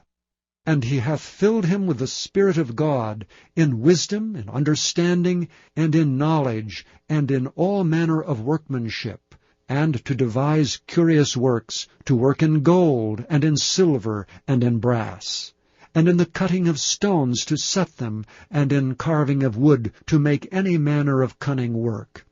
And he hath put in his heart that he may teach both he and Aholiab, the son of Ahisamach of the tribe of Dan. Them hath he filled with wisdom of heart, to work all manner of work, of the engraver, and of the cunning workman, and of the embroiderer, in blue, and in purple, and scarlet, and in fine linen, and of the weaver, even of them that do any work, and of those that devise cunning work. Chapter 36. Then wrought Bezaleel and Aholiab, and every wise-hearted man in whom the Lord put wisdom and understanding, to know how to work all manner of work for the service of the sanctuary, according to all that the Lord had commanded. And Moses called Bezaleel and Aholiab, and every wise-hearted man in whose heart the Lord had put wisdom, even every one whose heart stirred him up to come unto the work to do it.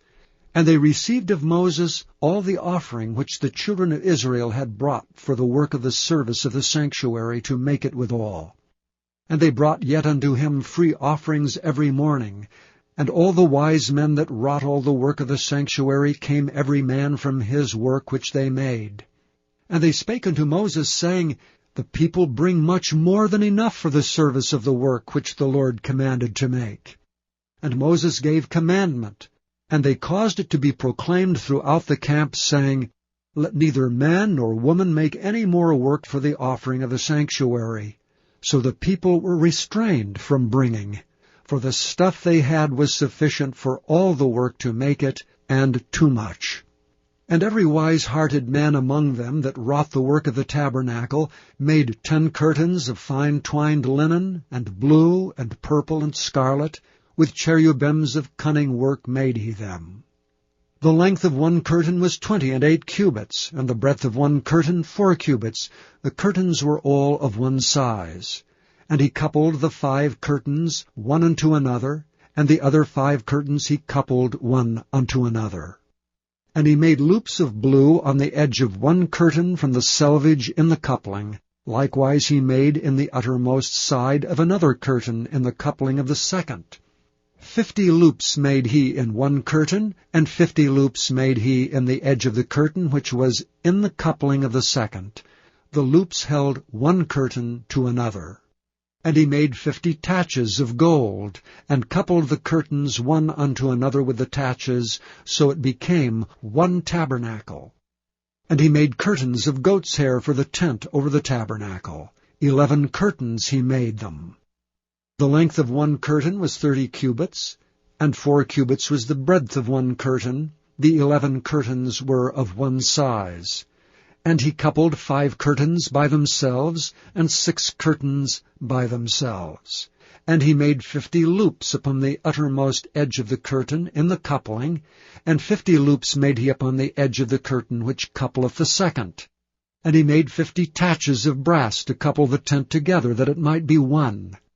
And he made a covering for the tent of rams' skins dyed red, and a covering of badgers' skins above that. And he made boards for the tabernacle of shittim wood standing up. The length of a board was 10 cubits, and the breadth of a board 1 cubit and a half. One board had 2 tenons, equally distant one from another. Thus did he make for all the boards of the tabernacle. And he made the boards for the tabernacle, 20 boards for the south side southward, and 40 sockets of silver he made under the 20 boards, 2 sockets under one board for his 2 tenons, and 2 sockets under another board for his 2 tenons. And for the other side of the tabernacle, which is toward the north corner, he made 20 boards, and there 40 sockets of silver, 2 sockets under one board, and 2 sockets under another board. And for the sides of the tabernacle westward he made 6 boards, and 2 boards made he for the corners of the tabernacle in the 2 sides. And they were coupled beneath, and coupled together at the head thereof to one ring. Thus he did to both of them in both the corners. And there were 8 boards, and their sockets were 16 sockets of silver, under every board 2 sockets. And he made bars of shittim wood, 5 for the boards of the one side of the tabernacle, and 5 bars for the boards on the other side of the tabernacle, and 5 bars for the boards of the tabernacle for the sides westward.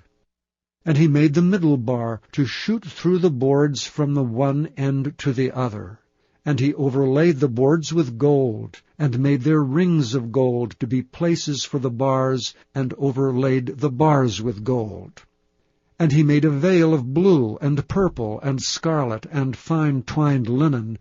With cherubims made he it of cunning work. And he made thereunto 4 pillars of shittim wood, and overlaid them with gold. Their hooks were of gold, and he cast for them 4 sockets of silver.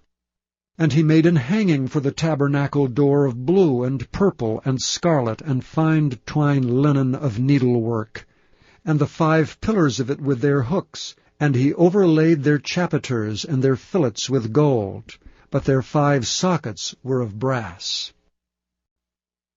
Chapter 37. And Bezaleel made the ark of shittim wood. 2 cubits and a half was the length of it, and 1 cubit and a half the breadth of it, and 1 cubit and a half the height of it. And he overlaid it with pure gold within and without, and made a crown of gold to it round about. And he cast for it 4 rings of gold, to be set by the 4 corners of it, even 2 rings upon the one side of it, and 2 rings upon the other side of it. And he made staves of shittim wood, and overlaid them with gold. And he put the staves into the rings by the sides of the ark, to bear the ark. And he made the mercy seat of pure gold. 2 cubits and a half was the length thereof, and 1 cubit and a half the breadth thereof. And he made 2 cherubims of gold, beaten out of one piece made he them, on the 2 ends of the mercy seat. 1 cherub on the end on this side, and another cherub on the other end on that side. Out of the mercy seat made he the cherubims on the 2 ends thereof. And the cherubims spread out their wings on high, and covered with their wings over the mercy seat, with their faces one to another. Even to the mercy seatward were the faces of the cherubims. And he made the table of shittim wood. 2 cubits was the length thereof, and 1 cubit the breadth thereof, and 1 cubit and a half the height thereof. And he overlaid it with pure gold, and made thereunto a crown of gold round about. Also he made thereunto a border of an handbreadth round about, and made a crown of gold for the border thereof round about. And he cast for it 4 rings of gold, and put the rings upon the 4 corners that were in the 4 feet thereof. Over against the border were the rings, the places for the staves to bear the table. And he made the staves of shittim wood, and overlaid them with gold, to bear the table. And he made the vessels which were upon the table, his dishes, and his spoons, and his bowls, and his covers to cover withal, of pure gold. And he made the candlestick of pure gold, of beaten work made he the candlestick, his shaft and his branch, his bowls, his knops, and his flowers were of the same. And 6 branches going out of the sides thereof, 3 branches of the candlestick out of the one side thereof, and 3 branches of the candlestick out of the other side thereof.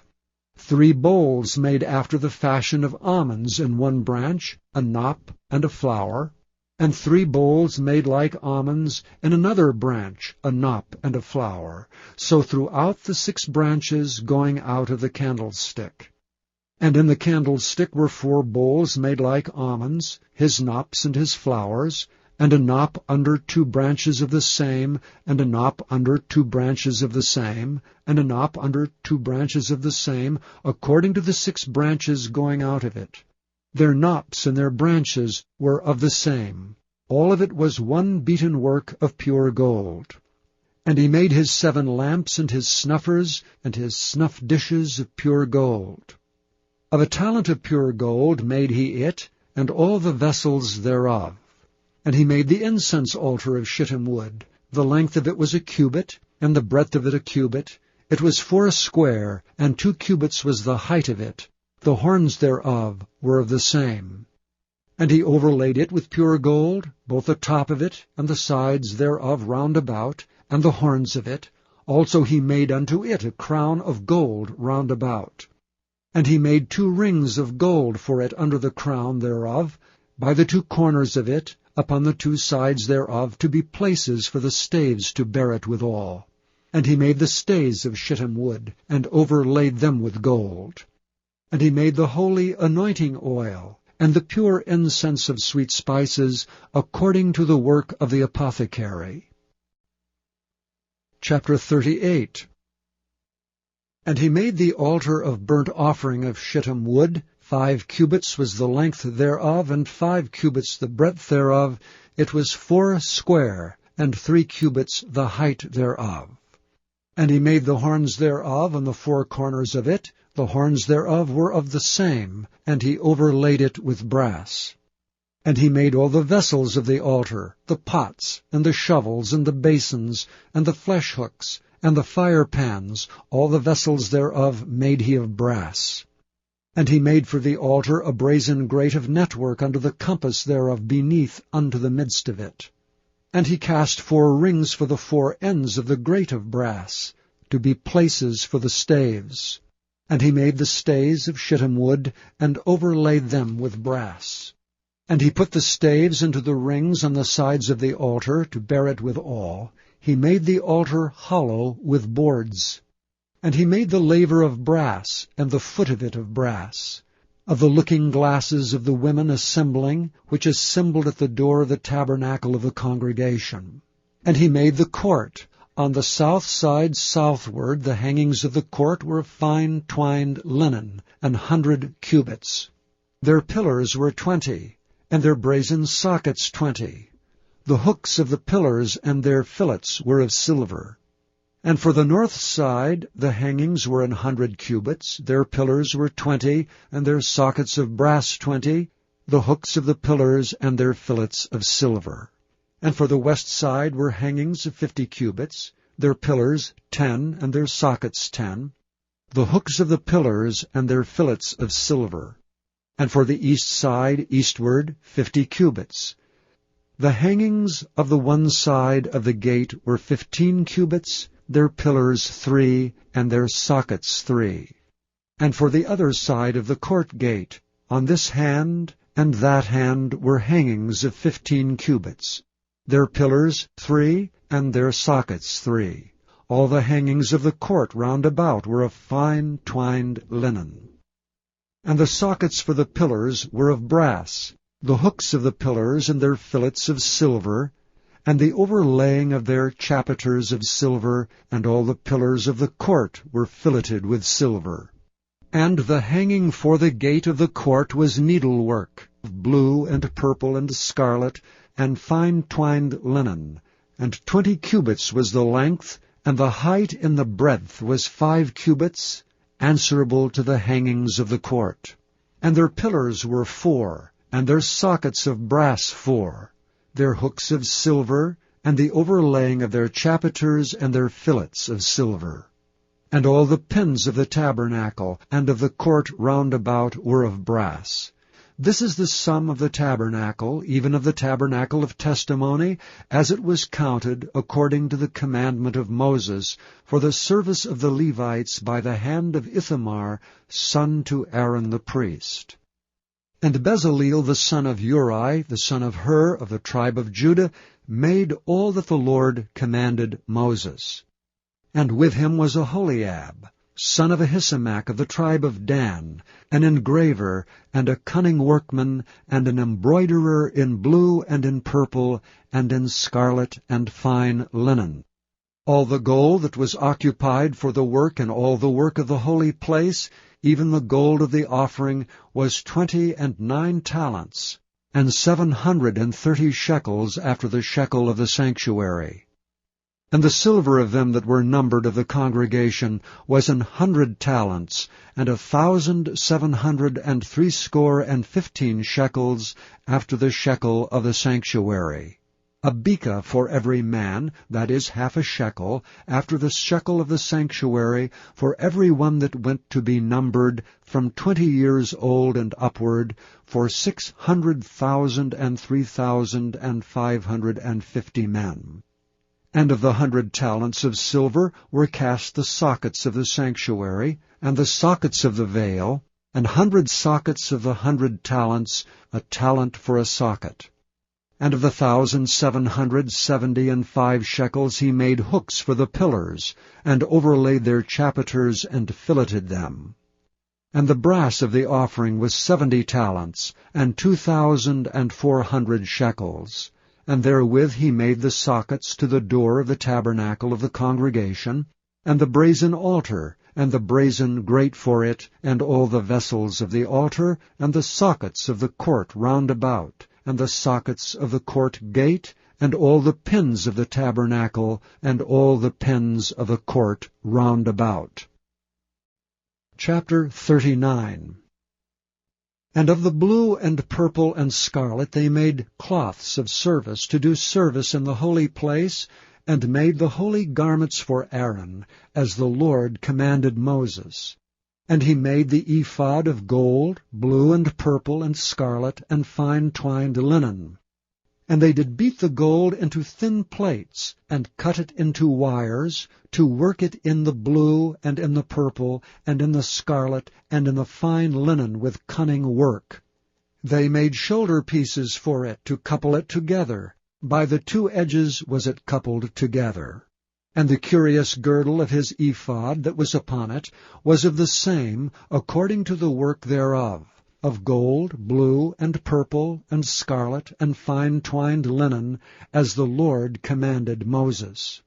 And they wrought onyx stones enclosed in ouches of gold, graven as signets are graven, with the names of the children of Israel. And he put them on the shoulders of the ephod, that they should be stones for a memorial to the children of Israel, as the Lord commanded Moses.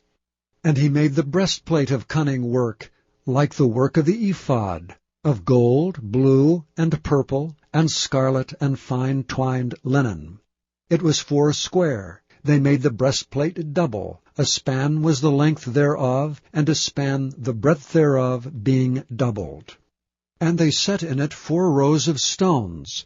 The first row was a sardius, a topaz, and a carbuncle. This was the first row. And the second row, an emerald, a sapphire, and a diamond. And the third row, a ligure, and agate, and an amethyst. And the fourth row, a beryl, and onyx, and a jasper. They were enclosed in ouches of gold in their enclosings. And the stones were according to the names of the children of Israel, 12, according to their names, like the engravings of a signet, every one with his name according to the 12 tribes. And they made upon the breastplate chains at the ends of wreathen work, of pure gold. And they made 2 ouches of gold, and 2 gold rings, and put the 2 rings in the 2 ends of the breastplate. And they put the 2 wreathen chains of gold in the 2 rings on the ends of the breastplate. And the 2 ends of the 2 wreathen chains they fastened in the 2 ouches, and put them on the shoulder pieces of the ephod before it. And they made 2 rings of gold, and put them on the 2 ends of the breastplate, upon the border of it, which was on the side of the ephod inward. And they made 2 other golden rings, and put them on the 2 sides of the ephod, underneath toward the forepart of it, over against the other coupling thereof, above the curious girdle of the ephod.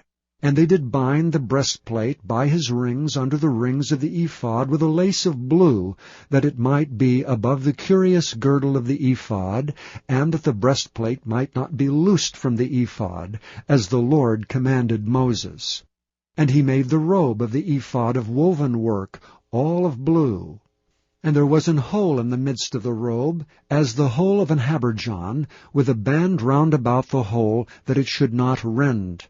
And they made upon the hems of the robe pomegranates of blue and purple and scarlet, and twined linen. And they made bells of pure gold, and put the bells between the pomegranates upon the hem of the robe, round about between the pomegranates. A bell and a pomegranate, a bell and a pomegranate, round about the hem of the robe to minister in, as the Lord commanded Moses. And they made coats of fine linen of woven work for Aaron and for his sons, and a mitre of fine linen, and goodly bonnets of fine linen, and linen breeches of fine twined linen, and a girdle of fine twined linen, and blue, and purple, and scarlet, of needlework, as the Lord commanded Moses. And they made the plate of the holy crown of pure gold, and wrote upon it a writing like to the engravings of a signet, Holiness to the Lord. And they tied unto it a lace of blue, to fasten it on high upon the mitre, as the Lord commanded Moses. Thus was all the work of the tabernacle of the tent of the congregation finished. And the children of Israel did according to all that the Lord commanded Moses, so did they. And they brought the tabernacle unto Moses, the tent and all his furniture, his taches, his boards, his bars, and his pillars, and his sockets, and the covering of rams' skins dyed red, and the covering of badgers' skins, and the veil of the covering, the ark of the testimony, and the staves thereof, and the mercy seat, the table, and all the vessels thereof, and the showbread, the pure candlestick, with the lamps thereof, even with the lamps to be set in order, and all the vessels thereof, and the oil for light, and the golden altar, and the anointing oil, and the sweet incense, and the hanging for the tabernacle door, and the brazen altar, and his grate of brass, his staves, and all his vessels, the laver and his foot, the hangings of the court, his pillars, and his sockets, and the hanging for the court gate, his cords and his pins, and all the vessels of the service of the tabernacle for the tent of the congregation, the cloths of service to do service in the holy place, and the holy garments for Aaron the priest, and his sons' garments to minister in the priest's office, according to all that the Lord commanded Moses, so the children of Israel made all the work. And Moses did look upon all the work, and behold, they had done it as the Lord had commanded, even so had they done it. And Moses blessed them. Chapter 40. And the Lord spake unto Moses, saying, On the 1st day of the 1st month shalt thou set up the tabernacle of the tent of the congregation.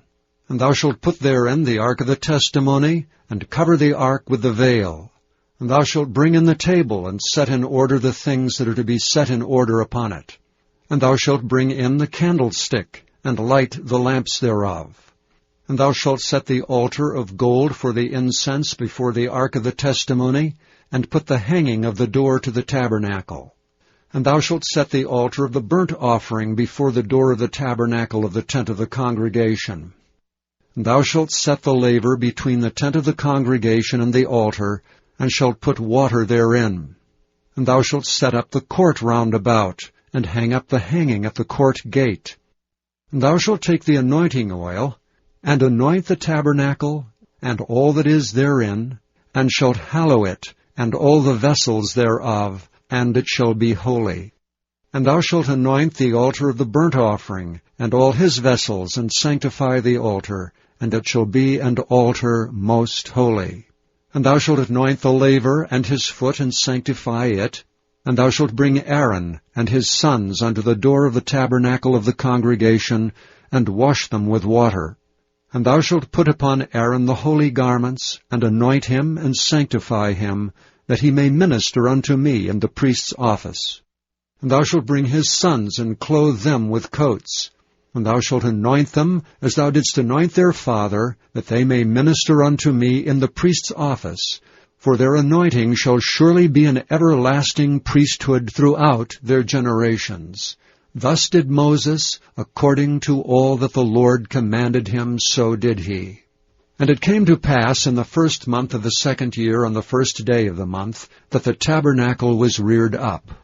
And Moses reared up the tabernacle, and fastened his sockets, and set up the boards thereof, and put in the bars thereof, and reared up his pillars. And he spread abroad the tent over the tabernacle, and put the covering of the tent above upon it, as the Lord commanded Moses. And he took and put the testimony into the ark, and set the staves on the ark, and put the mercy seat above upon the ark. And he brought the ark into the tabernacle, and set up the veil of the covering, and covered the ark of the testimony, as the Lord commanded Moses.